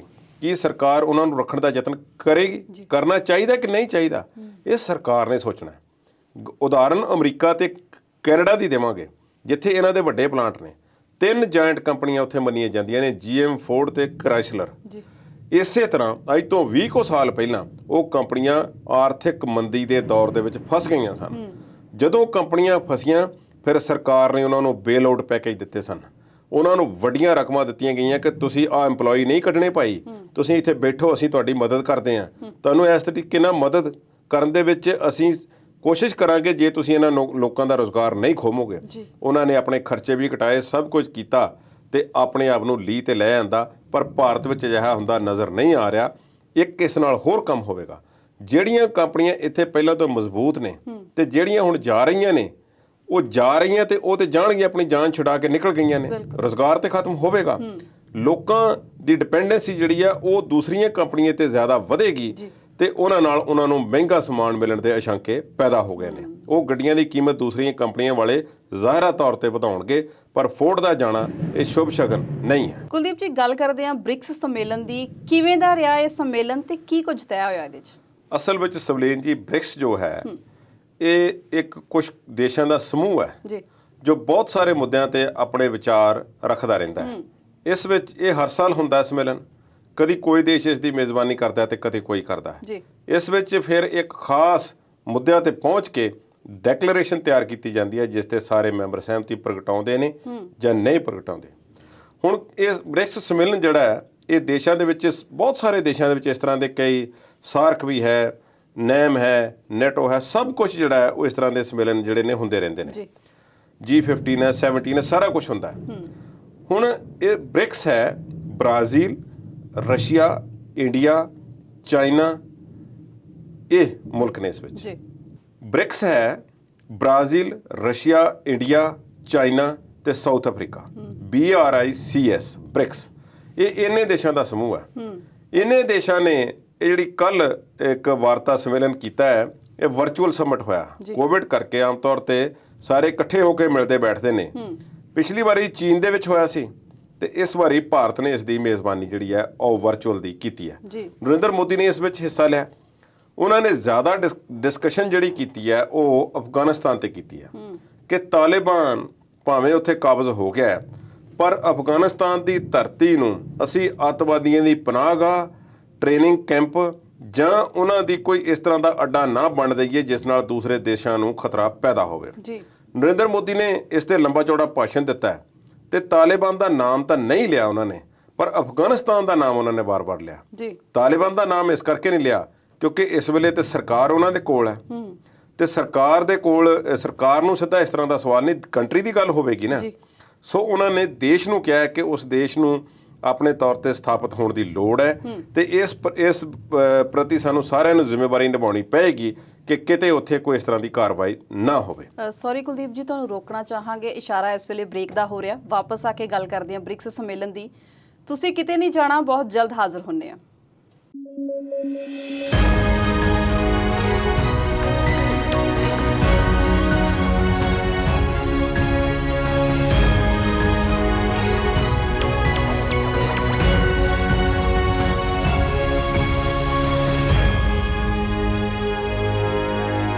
ਬ੍ਰੇਕ ਤੋਂ ਬਾਅਦ ਦਰਸ਼ਕਾਂ ਦਾ ਸਵਾਗਤ ਕਰਦੇ ਹਾਂ। ਗੱਲ ਕਰ ਰਹੇ ਸੀ ਬ੍ਰਿਕਸ ਸੰਮੇਲਨ ਦੀ। ਕੁਲਦੀਪ ਜੀ, ਕਿਵੇਂ ਦਾ ਰਿਹਾ ਸੰਮੇਲਨ? ਇਹ ਗੱਲ ਚੱਲ ਰਹੀ ਸੀ ਜੀ। ਇਸ ਬਾਰੇ ਮੈਂ ਦੱਸ ਰਿਹਾ ਸੀ ਕਿ ਨਰਿੰਦਰ ਮੋਦੀ ਨੇ ਇਸ ਗੱਲ ਦੀ ਡੈਕਲੇਰੇਸ਼ਨ ਪੇਸ਼ ਕੀਤੀ ਹੈ ਕਿ ਅਫਗਾਨਿਸਤਾਨ ਨੂੰ ਅੱਤਵਾਦੀ ਅੱਡਾ ਨਾ ਬਣ ਦਿੱਤਾ ਜਾਵੇ ਤੇ ਦੂਸਰੇ ਦੇਸ਼ਾਂ ਤੇ ਇੱਥੋਂ ਦੀ ਧਰਤੀ ਤੋਂ ਕੋਈ ਉੱਠ ਕੇ ਕੋਈ ਅੱਤਵਾਦੀ ਹਮਲਾ ਨਾ ਹੋਵੇ। ਇਸ ਲਈ ਸਾਨੂੰ ਸਾਰਿਆਂ ਨੂੰ ਚਾਰਾਜੋਈ ਕਰਨੀ ਚਾਹੀਦੀ ਹੈ ਜੀ। ਹੁਣ ਇਸ ਮਾਮਲੇ ਤੇ ਉਹਨਾਂ ਦਾ ਸਾਥ ਕਿਸ ਨੇ ਦਿੱਤਾ? ਇਸ ਮਾਮਲੇ ਤੇ ਸਾਥ ਸਿਰਫ ਰੂਸ ਨੇ ਦਿੱਤਾ। ਹੁਣ ਜੇ ਅਸੀਂ ਚਾਈਨਾ ਦੀ ਗੱਲ ਕਰੀਏ ਜਾਂ ਸਾਊਥ ਅਫਰੀਕਾ ਦੀ ਜਾਂ ਬ੍ਰਾਜ਼ੀਲ ਦੀ, ਸਾਊਥ ਅਫਰੀਕਾ ਤੇ ਬ੍ਰਾਜ਼ੀਲ ਨੂੰ ਅਸੀਂ ਕਹਿ ਸਕਦੇ ਹਾਂ ਕੋਈ ਇਸ ਖਿੱਤੇ ਵਾਲੇ ਨਹੀਂ ਤੇ ਉਹਨਾਂ ਨੇ ਕੋਈ ਇਸ ਤੇ ਕੋਈ ਬਹੁਤਾ ਐਦ ਪ੍ਰਗਟਾਉਣ ਦੀ ਕੋਸ਼ਿਸ਼ ਨਹੀਂ ਕੀਤੀ। ਉਹ ਇੱਕ ਵੱਖਰੇ ਵਪਾਰਕ ਐਂਗਲ ਤੋਂ ਜਾਂ ਕਿਸੇ ਹੋਰ ਤਰੀਕੇ ਤੋਂ ਇਸ ਸੰਮੇਲਨ ਨੂੰ ਵੇਖਣਾ ਚਾਹੁੰਦੇ ਹੋਣ, ਪਰ ਇਸ ਮਾਮਲੇ 'ਚ ਉਹਨਾਂ ਨੇ ਬਹੁਤਾ ਦਖਲ ਨਹੀਂ ਦਿੱਤਾ। ਸੋ 3 ਦੇਸ਼ ਜਿਹੜੇ ਨੇ ਇਸ ਸਰੋਕਾਰ ਨਾਲ ਸੰਬੰਧਿਤ ਸਨ, ਭਾਰਤ, ਚੀਨ ਤੇ ਰੂਸ। ਭਾਰਤ ਨੇ ਤੇ ਇਹ ਮੁੱਦਾ ਰੱਖ ਦਿੱਤਾ, ਰੂਸ ਵਾਲਿਆਂ ਨੇ ਇਸ ਨੂੰ ਥੋੜਾ ਜਿਹਾ ਵੱਖਰੇ ਐਂਗਲ ਨਾਲ ਦੇਖਿਆ। ਉਹਨਾਂ ਨੇ ਵੱਖਰਾ ਐਂਗਲ ਇਹ ਤਾਂ ਨਹੀਂ ਉਹਨਾਂ ਨੇ ਕਿਹਾ ਕਿ ਇੱਥੇ ਅੱਤਵਾਦੀ ਅੱਡੇ ਦੀ, ਉਹਨਾਂ ਨੇ ਕਿਹਾ ਕਿ ਉਹਨਾਂ ਨੇ ਅਮਰੀਕਾ ਤੇ ਥੋੜਾ ਜਿਹਾ ਨਿਸ਼ਾਨਾ ਹਰ ਵਾਰ ਦੀ ਤਰ੍ਹਾਂ ਰੱਖਣਾ ਹੁੰਦਾ ਹੈ। ਉਹਨਾਂ ਕਿਹਾ ਕਿ ਇੱਕ ਮੁਲਕ ਜਿਹੜਾ ਸੀ ਇੱਥੇ ਕਾਬਜ਼ ਸੀ ਤੇ ਉੱਥੋਂ ਅਚਾਨਕ ਛੱਡ ਕੇ ਨਿਕਲ ਗਿਆ ਤੇ ਹੁਣ ਉਸ ਨਾਲ ਸਾਰੀ ਸਥਿਤੀ ਇਸ ਕਰਕੇ ਪੈਦਾ ਹੋ ਗਈ ਤੇ ਜ਼ਿੰਮੇਵਾਰ ਉਹ ਨੇ। ਤੇ ਸ਼ਾਇਦ ਵਲਾਦੀਮੀਰ ਪੁਤਿਨ ਨੂੰ ਇਹ ਭੁੱਲ ਗਿਆ ਕਿ ਅਸਲੋਂ ਅਫਗਾਨਿਸਤਾਨ ਦੇ ਵਿੱਚ ਪੌੜੇ ਦੀ ਜੜ ਹੋਈ ਸੀ ਉਹ ਤੇ ਰੂਸ ਦੇ ਜਿਹੜਾ ਇਨਵੇਜਨ ਸੀ ਉਹਦੇ ਕਰਕੇ ਹੋਈ ਸੀ ਸਾਰਾ ਕੁਝ, ਤੇ ਉਦੋਂ ਦਾ ਸੰਤਾਪ ਭੋਗਣਾ ਪੈ ਰਿਹਾ। ਅਫਗਾਨਿਸਤਾਨ ਤੇ ਬੜਾ ਵਧੀਆ ਮੁਲਕ ਸੀ। ਸੋ ਉਸ ਨੂੰ ਭੁੱਲ ਕੇ ਉਹਨਾਂ ਨੇ ਗੱਲ ਕੀਤੀ ਹੈ। ਪਰ ਇਸ ਖਿੱਤੇ ਨੂੰ ਕਿਵੇਂ ਰੱਖਿਆ ਜਾਵੇ ਸਾਫ਼ ਸੁਥਰਾ ਤੇ ਸ਼ਾਂਤੀਪੂਰਨ, ਇਸ ਬਾਰੇ ਉਹਨਾਂ ਨੇ ਡੈਕਲੇਰੇਸ਼ਨ ਦੇ ਨਾਲ ਇੰਡੀਆ ਦਾ ਸਾਥ ਦਿੱਤਾ ਹੈ। ਚੀਨ ਵਾਲੇ ਇਸ ਮੁੱਦੇ ਤੇ ਕੋਈ ਸਾਥ ਦਿੱਤਾ ਨਹੀਂ, ਉਹਨਾਂ ਨੇ ਬੋਲੇ ਕੁਝ ਨਹੀਂ। ਚੀਨ ਵਾਲੇ ਜਿਹੜੇ ਹਨ ਅਫਗਾਨਿਸਤਾਨ ਨੂੰ ਆਪਣੇ ਵਾਸਤੇ ਇੱਕ ਇਨਵੈਸਟਮੈਂਟ ਪ੍ਰਾਪਰਟੀ ਤੇ ਨਾਲ ਸਿਰਫ ਇਸ ਗੱਲ ਲਈ ਉਹ ਅੱਡੇ ਦੇ ਵਜੋਂ ਉਸ ਨੂੰ ਵਰਤਣ ਕੇ ਖੁਸ਼ ਹਨ ਜਿੱਥੋਂ ਅਮਰੀਕਾ ਤੇ ਭਾਰਤ ਨੂੰ ਕੋਈ ਨੱਥ ਪਾਈ ਜਾ ਸਕੇ। ਆਪਣੀ ਮੌਜੂਦਗੀ ਉੱਥੇ ਵਧਾ ਰਹੇ ਨੇ। ਬਿਲੀਅਨਸ ਡਾਲਰ ਦੀ ਇਮਦਾਦ ਜਿਹੜੀ ਆ ਉੱਥੋਂ ਲਗਾਤਾਰ ਜਾ ਰਹੀ ਹੈ। ਸਾਜੋ ਸਮਾਨ ਵੀ ਜਾਵੇਗਾ ਤੇ ਹੋਰ ਇਮਦਾਦਾਂ ਵੀ ਆਉਣਗੀਆਂ ਤੇ ਤਾਲਿਬਾਨ ਸਰਕਾਰ ਨੂੰ ਮਾਨਤਾ ਦੇਣ ਵਾਲਾ ਹੋ ਸਕਦਾ ਚੀਨ ਪਹਿਲਾ ਮੁਲਕ ਵੀ ਬਣ ਜਾਵੇ। ਸੋ ਬ੍ਰਿਕਸ ਸੰਮੇਲਨ ਦੇ ਵਿੱਚ ਭਾਰਤ ਤੇ ਰੂਸ ਦੇ ਜਿਹੜੇ ਹਨ ਉਹਨਾਂ ਨੇ ਇਕਜੁੱਟਤਾ ਪ੍ਰਗਟਾਈ ਹੈ। ਆਪਣੇ ਬ੍ਰਾਜ਼ੀਲ ਨੇ ਤੇ ਦੱਖਣੀ ਅਫਰੀਕਾ ਨੇ ਕੋਈ ਬਹੁਤਾ ਇਸ ਵਿੱਚ ਦਖਲ ਨਹੀਂ ਦਿੱਤਾ ਤੇ ਚੀਨ ਵਾਲੇ ਆਪਣੀ ਅੜੀ ਤੇ ਕਾਇਮ। ਅਫਗਾਨਿਸਤਾਨ ਦਾ ਤਖਤਾ ਪਲਟਾਉਣ ਵਾਲੇ ਤਾਲਿਬਾਨ ਦੀ ਗੱਲ ਕਰਦੇ ਹਾਂ। ਜਦੋਂ ਦਾ ਇਹ ਅਫਗਾਨਿਸਤਾਨ ਤੇ ਕਾਬਜ਼ ਹੋਇਆ ਕੋਈ ਨਾ ਕੋਈ ਖਬਰ ਆ ਰਹੀ ਹੈ। ਹੁਣ ਫਿਰ ਇਹ ਖਬਰਾਂ ਤੋਂ ਮੁੱਖ ਖਬਰਾਂ ਤੱਕ ਪਹੁੰਚੇ ਨੇ ਤਾਲਿਬਾਨ। ਕੀ ਕਰਤਾ ਇਹਨਾਂ ਨੇ? ਤਾਲਿਬਾਨ ਵਾਲੇ ਰੋਜ਼ ਇਹੋ ਜਿਹੇ ਕੰਮ ਕਰ ਰਹੇ ਨੇ ਜਿਸ ਨਾਲ ਉਹਨਾਂ ਦਾ ਇਹ ਕਹਿਣਾ ਕਿ ਅਸੀਂ ਉਹ ਤਾਲਿਬਾਨ ਨਹੀਂ ਜੋ 1996 ਦੇ ਵਿੱਚ ਆਏ ਸਾਂ, ਅਸੀਂ ਵੱਖਰੇ ਹਾਂ, ਇਹ ਭਰਮ ਲੋਕਾਂ ਦਾ ਖਤਮ ਹੁੰਦਾ ਜਾ ਰਿਹਾ। ਜੋ ਬਾਈਡਨ ਵੀ ਕਹਿੰਦੇ ਨੇ ਕਿ ਤਾਲਿਬਾਨ ਦੁਆਰਾ ਬਣਾਈ ਗਈ ਸਰਕਾਰ ਤੋਂ ਤੇ ਉਹਨਾਂ ਦੁਆਰਾ ਕੀਤੇ ਜਾ ਰਹੇ ਕੰਮਾਂ ਤੋਂ ਅਸੀਂ ਨਿਰਾਸ਼ ਹਾਂ, ਹਤਾਸ਼ ਹਾਂ। ਇਕੱਲੇ ਜੋ ਬਾਈਡਨ ਨਹੀਂ ਕਹਿ ਰਹੇ, ਉਹ ਤੇ ਉਹਨਾਂ ਦੇ ਵਿਰੋਧੀ ਵੀ ਕਹਿ ਰਹੇ ਨੇ। ਹੋਰ ਕਈ ਮੁਲਕਾਂ ਨੇ, ਆਸਟ੍ਰੇਲੀਆ ਦੇ ਪ੍ਰਧਾਨ ਮੰਤਰੀ ਨੇ ਵੀ ਕਿਹਾ ਕਿ ਅਫਗਾਨਿਸਤਾਨ ਦੇ ਵਿੱਚ ਹਾਲਾਤ ਸੁਧਰਦੇ ਸਾਨੂੰ ਦਿਸਦੇ ਨਜ਼ਰ ਨਹੀਂ ਆ ਰਹੇ। ਸਾਰੇ ਬੋਲ ਰਹੇ ਨੇ। ਭਾਰਤ ਇਸ ਮਾਮਲੇ ਤੇ ਬਹੁਤਾ ਨਹੀਂ ਬੋਲ ਰਿਹਾ। ਭਾਰਤ ਅਜੇ ਉੱਥੇ ਕੀਤੀ ਹੋਈ ਇਨਵੈਸਟਮੈਂਟ ਨੂੰ ਸ਼ਾਇਦ ਇੱਕ ਸੌਫਟ ਕਾਰਨਰ ਤਾਲਿਬਾਨ ਦੇ ਦਿਲ ਦੇ ਵਿੱਚ ਕਿਤੇ ਹੋਵੇ ਭਾਰਤ ਪ੍ਰਤੀ, ਉਸ ਨੂੰ ਵਰਤਣ ਦੀ ਰੌਂ ਦੇ ਵਿੱਚ ਹੈ। ਸੁੱਕੇ ਮੇਵੇ ਖਾਣ ਦੇ ਚਾਹ ਜੀ ਸ਼ਾਇਦ ਨਾ ਵੀ। ਚਲੋ ਇਹਨਾਂ ਨੇ ਖਰਚਾ ਬਹੁਤ ਕੀਤਾ ਪਰ ਇਹ ਚਾਹੁੰਦੇ ਨੇ ਕਿ ਤਾਲਿਬਾਨ ਨਾਲ ਆਪਣੇ ਹਾਲਾਤ ਨਾ ਵਿਗਾੜੇ ਜਾਣ। ਹੁਣ ਤਾਲਿਬਾਨ ਨਾਲ ਪਹਿਲਾਂ ਜਿਹੜਾ ਭਾਰਤ ਦੇ ਸੰਬੰਧ ਰਹੇ ਨੇ ਸਾਰਿਆਂ ਨੂੰ ਪਤਾ ਹੈ ਕਿ ਉਹ ਵਧੀਆ ਨਹੀਂ ਸੀ, ਪਰ ਇਸ ਵਾਰੀ ਸਰਕਾਰ ਥੋੜਾ ਜਿਹਾ ਆਪਣੇ ਹੱਥ ਜਿਹੜੇ ਆ ਘੁੱਟ ਕੇ ਰੱਖ ਰਹੀ ਹੈ। ਸਰਕਾਰ ਨੇ ਅਜੇ ਤੱਕ ਆਪਣੇ ਪੱਤੇ ਸਾਫ਼ ਨਹੀਂ ਕੀਤੇ। ਤਾਲਿਬਾਨ ਨੂੰ ਸਿੱਧਾ ਚੈਲੰਜ ਕਿਤੇ ਨਹੀਂ ਕਰ ਰਿਹਾ। ਤਾਲਿਬਾਨ ਅਸਲ ਵਿੱਚ ਜਿਸ ਤਰ੍ਹਾਂ ਦਾ ਕੰਮ ਕਰ ਰਿਹਾ, ਇੱਕ ਤਾਂ ਉਹਨਾਂ ਨੇ ਅਫਗਾਨਿਸਤਾਨ ਦਾ ਝੰਡਾ ਜਿਹੜਾ ਹੈ ਉਸ ਨੂੰ ਬਦਲੀ ਕੀਤਾ, ਜਿਸ ਤੇ ਬਹੁਤ ਨਾਰਾਜ਼ਗੀ ਲੋਕਾਂ ਨੇ ਜ਼ਾਹਰ ਕੀਤੀ ਤੇ ਮੁਜ਼ਾਹਰੇ ਹੋਏ। ਇਹੋ ਜਿਹੇ ਮੁਜ਼ਾਹਰੇ ਹੋ ਰਹੇ ਸਨ ਤੇ 2 ਪੱਤਰਕਾਰ ਉਸ ਨੂੰ ਕਵਰ ਕਰ ਰਹੇ ਸਨ। ਇੱਕ ਜਗ੍ਹਾ ਔਰਤਾਂ ਮੁਜ਼ਾਹਰਾ ਕਰ ਰਹੀਆਂ ਸੀ ਤੇ ਉਸ ਨੂੰ ਪੱਤਰਕਾਰ ਕਵਰ ਕਰ ਰਹੇ ਸੀ। ਉਹਨਾਂ ਦੋਵਾਂ ਪੱਤਰਕਾਰਾਂ ਨੂੰ ਫੜ ਕੇ ਲਿਜਾ ਕੇ ਕੱਪੜੇ ਲਾ ਕੇ ਉਹਨਾਂ ਨੂੰ ਛੰਟਿਆਂ ਦੇ ਨਾਲ ਮਾਰਿਆ ਗਿਆ। ਲਹੂ ਲੁਹਾਨ ਹੋਏ ਤੇ ਲਾਸ਼ਾਂ ਪਈਆਂ ਹੋਈਆਂ ਪਿੰਡੇ ਉਹਨਾਂ ਨੇ ਸਾਰੇ ਮੀਡੀਆ ਨੂੰ ਮੁੜ ਕੇ ਵਿਖਾਏ ਨੇ। ਇਹ ਗੱਲ ਹੁਣ ਇਸ ਵਿੱਚੋਂ ਠੀਕ ਕੀ ਨਿਕਲ ਕੇ ਸਾਹਮਣੇ ਆਇਆ, ਉਹ ਇਹ ਹੈ ਕਿ ਉਹਨਾਂ ਪੱਤਰਕਾਰਾਂ ਦੀਆਂ ਤਸਵੀਰਾਂ ਸਾਹਮਣੇ ਆ ਗਈਆਂ ਨੇ। ਜੇ ਤਾਲਿਬਾਨ ਆਪਣੇ ਪਹਿਲੇ ਰੂਪ ਦੇ ਵਿੱਚ ਆ ਜਾਂਦਾ ਹੈ ਤੇ ਤਸਵੀਰਾਂ ਵੀ ਨਹੀਂ ਆਉਣੀਆਂ। ਉਹਨਾਂ ਨੇ ਕੁਝ ਨਹੀਂ ਆਉਣ ਦੇਣਾ। ਤਾਲਿਬਾਨ ਵਾਲਿਆਂ ਨੇ ਝੰਡਾ ਜਿਹੜਾ ਬਦਲੀ ਕੀਤਾ, ਇਸ ਦੇ ਖਿਲਾਫ ਲੋਕ ਬੋਲੇ ਤਾਂ ਹਨ ਪਰ ਕਿੰਨਾ ਕੁ ਬੋਲਣਗੇ। ਤਾਲਿਬਾਨ ਵਾਲਿਆਂ ਨੇ ਝੰਡਾ ਜਿਹੜਾ ਬਦਲਿਆ, ਅਫਗਾਨਿਸਤਾਨ ਦਾ ਪਹਿਲਾ ਰੰਗ ਬਰੰਗਾ ਝੰਡਾ ਸੀ, ਉਸ ਨੂੰ ਲਾ ਕੇ ਚਿੱਟੇ ਝੰਡੇ ਦੇ ਉੱਪਰ ਕਾਲੇ ਅੱਖਰਾਂ ਨਾਲ ਕਾਫੀ ਕੁਝ ਲਿਖਿਆ, ਜਿਸ ਵਿੱਚ ਇਸਲਾਮਿਕ ਐਮੀਰੇਟਸ ਆਫ ਅਫਗਾਨਿਸਤਾਨ ਵੀ ਲਿਖਿਆ ਹੈ। ਕੁਰਾਨ ਦੀਆਂ ਕੁਝ ਆਇਤਾਂ ਲਿਖੀਆਂ ਗਈਆਂ ਹਨ, ਜੀ। ਕੁਝ ਇਸ ਤਰ੍ਹਾਂ ਦੇ ਧਾਰਮਿਕ ਚਿੰਨ੍ਹ ਵਗੈਰਾ ਬਣੇ ਹੋਏ ਹਨ, ਉਹ ਸਾਰਾ ਕੁਝ ਲਿਖ ਦਿੱਤਾ ਹੈ। ਜੀ। ਅਸਲ ਵਿੱਚ ਜਿਹੜੇ ਮਾਹਰ ਉਸ ਝੰਡੇ ਬਾਰੇ ਜਾਣਦੇ ਨੇ ਉਹ ਕਹਿੰਦੇ ਨੇ ਕਿ ਉਹਨਾਂ ਨੇ ਜਗ੍ਹਾ ਜਗ੍ਹਾ ਤੋਂ ਜਿੱਥੇ ਜਿੱਥੇ ਪਹਿਲਾ ਝੰਡਾ ਲੱਗਾ ਹੋਇਆ ਸੀ ਲਾ ਕੇ ਉਸ ਨੂੰ ਲਾਉਣ ਦਾ ਕੰਮ ਸ਼ੁਰੂ ਕੀਤਾ ਹੋਇਆ ਤੇ ਉਹ ਛੇਤੀ ਛੇਤੀ ਬਦਲ ਰਹੇ ਨੇ। ਜੀ। ਅਸਲ ਵਿੱਚ ਮਾਹਿਰ ਇਹ ਕਹਿੰਦੇ ਨੇ ਕਿ ਇਹ ਝੰਡਾ ਅਸਲ ਵਿੱਚ ਸਿਰਫ ਇਸਲਾਮਿਕ ਸਟੇਟ ਜਿਹੜੀ ਅੱਤਵਾਦੀ ਸੰਗਠਨ ਹੈ ਇਹ ਉਹੋ ਹੀ ਝੰਡਾ ਹੈ। ਫਰਕ ਸਿਰਫ ਇਹ ਨਾ ਕਿ ਇਹਨਾਂ ਨੇ ਚਿੱਟੇ ਦੇ ਉੱਪਰ ਕਾਲੇ ਦੇ ਵਿੱਚ ਲਿਖਿਆ ਹੋਇਆ ਜੀ। ਤੇ ਉਹਨਾਂ ਨੇ ਕਾਲੇ ਦੇ ਉੱਪਰ ਚਿੱਟੇ ਦੇ ਵਿੱਚ ਲਿਖਿਆ ਹੋਇਆ, ਸਿਰਫ ਇੰਨਾ ਹੀ ਫਰਕ ਹੈ। ਉਹ ਉੱਥੇ ਉਸੇ ਝੰਡੇ ਤੇ ਵੀ ਇਹੋ ਕੁਝ ਹੈ। ਜੀ। ਹੁਣ ਪਹਿਲੇ ਤਾਲਿਬਾਨ ਦਾ ਝੰਡਾ ਸਫੇਦ ਸੀ, ਪਰ ਇਸ ਵਾਰੀ ਉਸ ਨੂੰ ਧਾਰਮਿਕ ਰੰਗਤ ਧਾਰਮਿਕ ਦਿੱਖ ਦੇਣ ਦਾ ਯਤਨ ਜਿਹੜਾ ਹੈ ਵੱਖਰੇ ਤੌਰ ਤੇ ਕੀਤਾ ਜਾ ਰਿਹਾ। ਜੀ। ਅਫਗਾਨਿਸਤਾਨ ਦੇ ਵਿੱਚ ਇੱਕ ਯਹੂਦੀਆਂ ਦੇ ਕੁਝ ਪਰਿਵਾਰ ਰਹਿੰਦੇ ਸਨ। ਉਹਨਾਂ ਵਿੱਚੋਂ 2 ਦਿਨ ਪਹਿਲਾਂ ਇੱਕ ਆਖਰੀ ਯਹੂਦੀ ਉਸ ਮੁਲਕ ਦੇ ਵਿੱਚ ਰਹਿੰਦਾ ਸੀ, 60 ਸਾਲ ਉਸ ਦੀ ਉਮਰ ਸੀ। ਉਹ ਦੇਸ਼ ਛੱਡ ਕੇ ਚਲਾ ਗਿਆ। 2 ਮਹੀਨੇ ਪਹਿਲਾਂ ਤੱਕ ਉਹ ਸਾਰਿਆਂ ਨੂੰ ਬੜੇ ਮਾਣ ਨਾਲ ਕਹਿੰਦਾ ਸੀ, ਨੋਨ ਬੰਦਾ ਸੀ, ਉਹ ਕਹਿੰਦਾ ਸੀ ਕਿ ਮੇਰਾ ਮੁਲਕ ਹੈ ਤੇ ਮੈਂ ਇੱਥੇ ਰਹਿਣਾ ਚਾਹੁੰਦਾ ਤੇ ਮੈਂ ਇੱਥੋਂ ਜਾਵਾਂਗਾ ਨਹੀਂ। ਅਖੀਰ ਉਸ ਨੂੰ ਭੱਜਣਾ ਪਿਆ ਤੇ ਉਹ ਮੁਲਕ ਛੱਡ ਕੇ ਕਿਸੇ ਹੋਰ ਲਾਗਲੇ ਮੁਲਕ ਦੇ ਵਿੱਚ ਪਹੁੰਚ ਗਿਆ। ਅਸਲ ਵਿੱਚ ਦੱਸਿਆ ਜਾਂਦਾ ਹੈ ਕਿ ਉਸ ਨੂੰ ਖਤਰਾ ਤਾਲਿਬਾਨ ਤੋਂ ਨਹੀਂ ਇਸਲਾਮਿਕ ਸਟੇਟ ਤੋਂ ਵਧੇਰੇ ਸੀ, ਕਿਉਂਕਿ ਇਸਲਾਮਿਕ ਸਟੇਟ ਜਿਹੜੀ ਹੈ ਯਹੂਦੀਆਂ ਦੇ ਖਿਲਾਫ ਬਹੁਤ ਕੁਝ ਕਰਦੀ ਰਹੀ ਹੈ ਤੇ ਅਫਗਾਨਿਸਤਾਨ ਦੇ ਵਿੱਚ ਇਸਲਾਮਿਕ ਸਟੇਟ ਜਿਹੜੀ ਹੈ ਉਹ ਜ਼ਿਆਦਾ ਸਟਰੋਂਗ ਹੋ ਰਹੀ ਹੈ। ਤਾਲਿਬਾਨ ਨੂੰ ਵੀ ਕਿਸੇ ਦਿਨ ਨੂੰ ਇਹ ਜਿਹੜਾ ਹਨ ਨਿਸ਼ਾਨਾ ਬਣਾ ਸਕਦੇ ਨੇ। ਹੁਣ USA ਕੀ ਕਰ ਰਿਹਾ? ਇੱਕ ਤੇ 9/11 ਫਿਰ ਆ ਰਿਹਾ ਜੀ। ਔਰ ਇੰਨੇ 20 ਸਾਲ ਹੋ ਜਾਣੇ ਨੇ ਸਤੰਬਰ 11 ਨੂੰ ਜੋ ਹਮਲੇ ਹੋਏ ਸੀ ਵਰਲਡ ਟ੍ਰੇਡ ਸੈਂਟਰ ਤੇ ਪੈਂਟਾਗਨ ਦੀ ਇਮਾਰਤ ਦੇ ਵਿੱਚ ਜਹਾਜ਼ ਵੱਜੇ ਸਨ। ਇੱਕ ਤੇ ਉਹਨਾਂ ਲੋਕਾਂ ਦੇ ਸਾਹਮਣੇ ਕੀ ਜਵਾਬ ਦੇਣਾ ਜਿਨ੍ਹਾਂ ਦੇ ਇੰਨੇ ਘਰ ਦੇ ਲੋਕ ਮਾਰੇ ਗਏ ਸਨ, ਜਿਨ੍ਹਾਂ ਦੇ ਪਿਆਰੇ ਉਸ ਏਡੀ ਵੱਡੀ ਤਰਾਸਦੀ ਅੱਤਵਾਦੀ ਹਮਲੇ ਦੇ ਵਿੱਚ ਮਾਰੇ ਗਏ। ਜੀ। ਪਰ ਅਮਰੀਕਾ ਨੇ ਫੇਰ ਵੀ ਕੁਝ ਨਾ ਕੁਝ ਗੱਲਾਂ ਰੱਖੀਆਂ ਹੋਈਆਂ ਨੇ। ਉਹ ਨਿਰਾਸ਼ ਨੇ, ਹਤਾਸ਼ ਨੇ, ਪਰ ਉਹਨਾਂ ਨੇ ਕਿਹਾ ਕਿ ਸਾਡਾ ਮਕਸਦ ਅਲ ਕਾਇਦਾ ਨੂੰ ਸਬਕ ਸਿਖਾਉਣਾ ਸੀ ਤੇ ਉਹਨਾਂ ਤੋਂ ਬਦਲਾ ਲੈਣਾ ਸੀ। ਅਸੀਂ ਉਹਨਾਂ ਦੇ ਆਗੂ ਨੂੰ ਮਾਰ ਕੇ ਆਏ ਹਾਂ ਤੇ ਇੱਕ ਚਲਦੀ ਫਿਰਦੀ ਸਰਕਾਰ, ਵਧੀਆ ਸਰਕਾਰ ਬਣਾ ਕੇ ਉਹਨਾਂ ਨੂੰ ਦੇ ਕੇ ਆਏ ਸੀ। ਜੇ ਨਹੀਂ ਉਹ ਚਲਾ ਸਕਦੇ ਤੇ ਇਸ ਵਿੱਚ ਸਾਡਾ ਕੋਈ ਕਸੂਰ ਨਹੀਂ ਹੈ। ਜੀ। ਹੁਣ ਕੀ ਅਮਰੀਕਾ ਨੇ ਤੇ ਵਰਲਡ ਬੈਂਕ ਨੇ ਜਾਂ ਵਿਸ਼ਵ ਸਿਹਤ ਸੰਗਠਨ ਨੇ ਜਿਹੜੀ ਇਮਦਾਦ ਅਫਗਾਨਿਸਤਾਨ ਨੂੰ ਬੰਦ ਕੀਤੀ ਹੋਈ, ਇਸ ਨਾਲ ਕੋਈ ਭਲਾ ਹੋਵੇਗਾ? ਕਿਉਂਕਿ ਜਦੋਂ ਕਿਸੇ ਦੀ ਇਮਦਾਦ ਬੰਦ ਕਰਦੇ ਹੋ, ਅਜੇ ਤਾਲਿਬਾਨ ਨੂੰ ਕੋਈ ਖਿਜਾਉਣ ਦੇ ਚਿੜਾਉਣ ਦੇ ਮੂਡ ਵਿੱਚ ਨਹੀਂ ਹੈ। ਜਦੋਂ ਕੋਈ ਸਿੱਧਾ ਉਹਨਾਂ ਦਾ ਗਲ ਨੂੰ ਹੱਥ ਪਾਵੇਗਾ ਤੇ ਉਹਨਾਂ ਦੇ ਬੱਚਿਆਂ ਨੂੰ ਦਵਾਈਆਂ ਤੇ ਹੋਰ ਚੀਜ਼ਾਂ ਤੇ ਉਹਨਾਂ ਨੂੰ ਇਮਦਾਦ ਜਿਹੜੀ ਉਹਨਾਂ ਦੀ ਰੋਕੀ ਹੋਈ ਹੈ, ਬਲਕਿ ਉਹਨਾਂ ਦੇ ਆਪਣੇ ਪੈਸੇ ਨੇ ਜਿਹੜੇ ਤਾਲਿਬਾਨ ਹੁਣ ਅਮਰੀਕਾ ਤੋਂ ਮੰਗ ਰਿਹਾ, ਜੇ ਉਹ ਨਾ ਦਿੱਤੇ ਜਾਣਗੇ ਆਉਣ ਵਾਲੇ ਸਮੇਂ ਦੇ ਵਿੱਚ ਤੇ ਫਿਰ ਤਾਲਿਬਾਨ ਕਿੰਨੀ ਕੁ ਦੇਰ ਤੱਕ ਚੁੱਪ ਬੈਠਾ ਰਹੇਗਾ? ਇਹ ਸਾਰੀਆਂ ਗੱਲਾਂ ਦੇ ਦੇਖਣਾ ਪਏਗਾ। ਪਰ ਅਫਗਾਨਿਸਤਾਨ ਦੇ ਲੋਕਾਂ ਦੀ ਬਦਕਿਸਮਤੀ ਇਹ ਹੈ ਕਿ 100 ਸਾਲ ਦੇ ਇਤਿਹਾਸ ਦੇ ਵਿੱਚ ਅਫਗਾਨਿਸਤਾਨ ਦੇ 18 ਵਾਰੀ ਰਾਸ਼ਟਰੀ ਝੰਡੇ ਦਾ ਡਿਜ਼ਾਈਨ ਬਦਲ ਚੁੱਕਾ ਹੈ। ਔਰ ਇਹ ਹੁਣ ਕਿੰਨੀ ਵਾਰੀ ਬਦਲੇਗਾ ਤੇ ਗਾਂ ਕੀ ਹੋਵੇਗਾ ਤੇ ਲੋਕਾਂ ਨੂੰ ਕੀ ਮਿਲੇਗਾ, ਇਸ ਗੱਲ ਦਾ ਕੋਈ ਅੰਦਾਜ਼ਾ ਨਹੀਂ ਹੈ। ਤਾਲਿਬਾਨ ਆਪਣੀ ਸਖਤੀ ਵਰਤਦਾ ਜਾ ਰਿਹਾ ਹੈ ਤੇ ਅਜੇ ਲੋਕਾਂ ਨੂੰ ਥੋੜਾ ਜਿਹਾ ਇੱਕ ਵਧੀਆ ਫੇਸ ਦਿਖਾਉਣ ਦਾ ਯਤਨ ਕਰ ਰਿਹਾ, ਪਰ ਲੱਗਦਾ ਨਹੀਂ ਕਿ ਬਹੁਤੀ ਦੇਰ ਤੱਕ ਉਹਨਾਂ ਦਾ ਫੇਸ ਇੱਕ ਕਾਇਮ ਰਹਿ ਸਕੇਗਾ। ਤਾਲਿਬਾਨ ਵਾਲੇ ਸਖਤੀ ਕਰ ਰਹੇ ਨੇ ਤੇ ਕਰਦੇ ਰਹਿਣਗੇ। ਪਰ ਕੁਲਦੀਪ ਜੀ, ਤਾਲਿਬਾਨ ਦੀ ਮਦਦ ਰੋਕੀ ਕਿਉਂ ਜਾ ਰਹੀ ਹੈ? ਕੀ ਕਰਨਾ ਹੈ? ਤਾਲਿਬਾਨ ਨੇ ਹੁਣ ਤੱਕ ਕੋਈ ਕਿਸੇ ਸਥਾਪਿਤ ਸਰਕਾਰ ਦਾ ਗਠਨ ਨਹੀਂ ਸੀ ਕੀਤਾ। ਉਹ ਤੇ 2-4 ਦਿਨ ਹੋਏ ਨੇ।